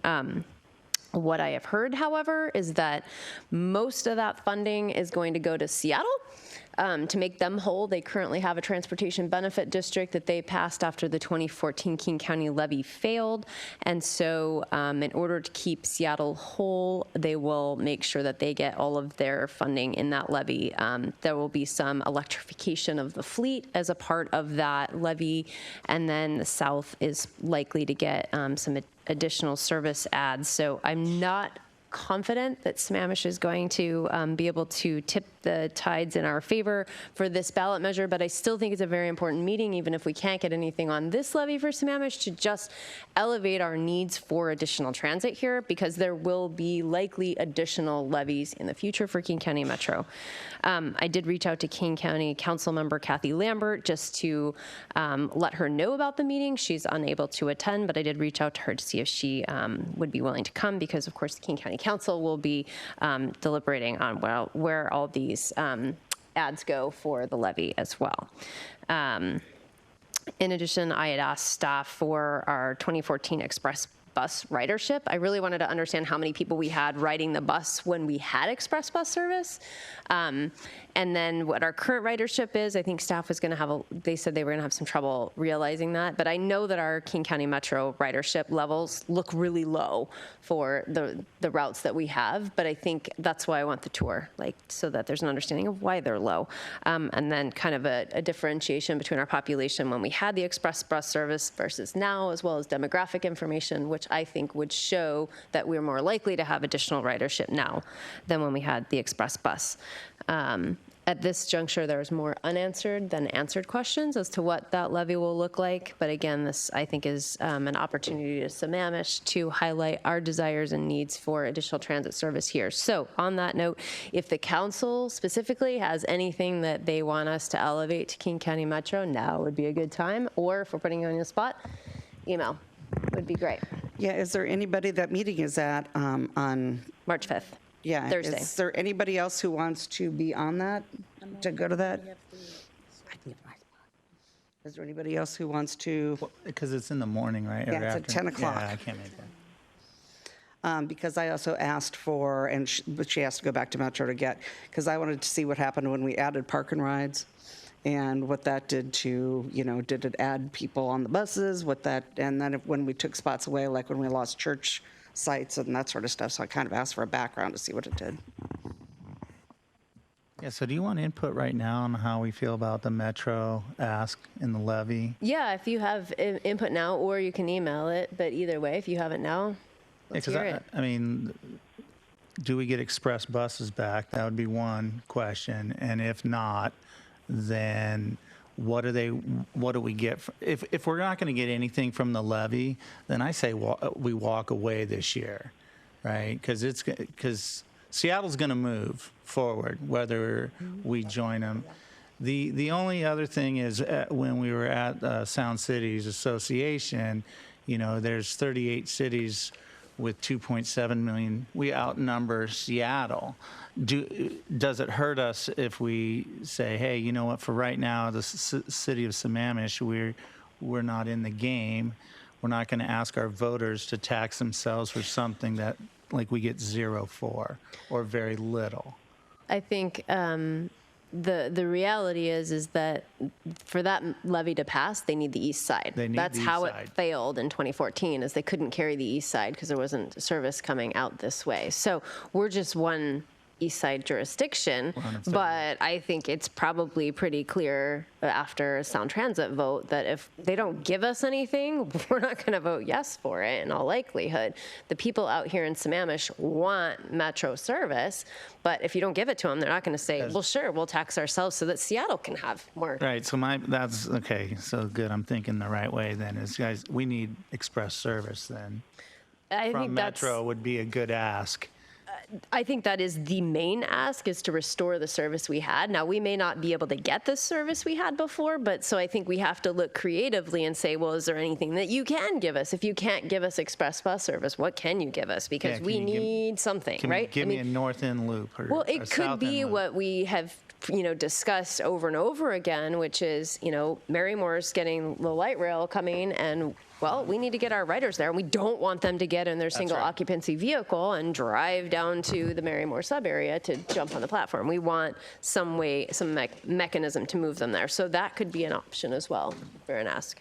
Okay, Councilmember Stewart, and we've got 2 minutes. All right. I think also for us to consider, in addition to, some sort of a shuttle service down to the light rail, would also be an expansion of our community ride program to actually expand it to serve our high schools, right? So a lot of our congestion tends to occur around the schools. If the community ride program was something that could actually serve our high school students so that they didn't have to drive to and from school and they could use it for after-school programs, that's also something that could be beneficial, right? The community ride program is good, but it's kind of limited and it cuts things off. So I think there are things that are there that we can negotiate with. No report. Okay.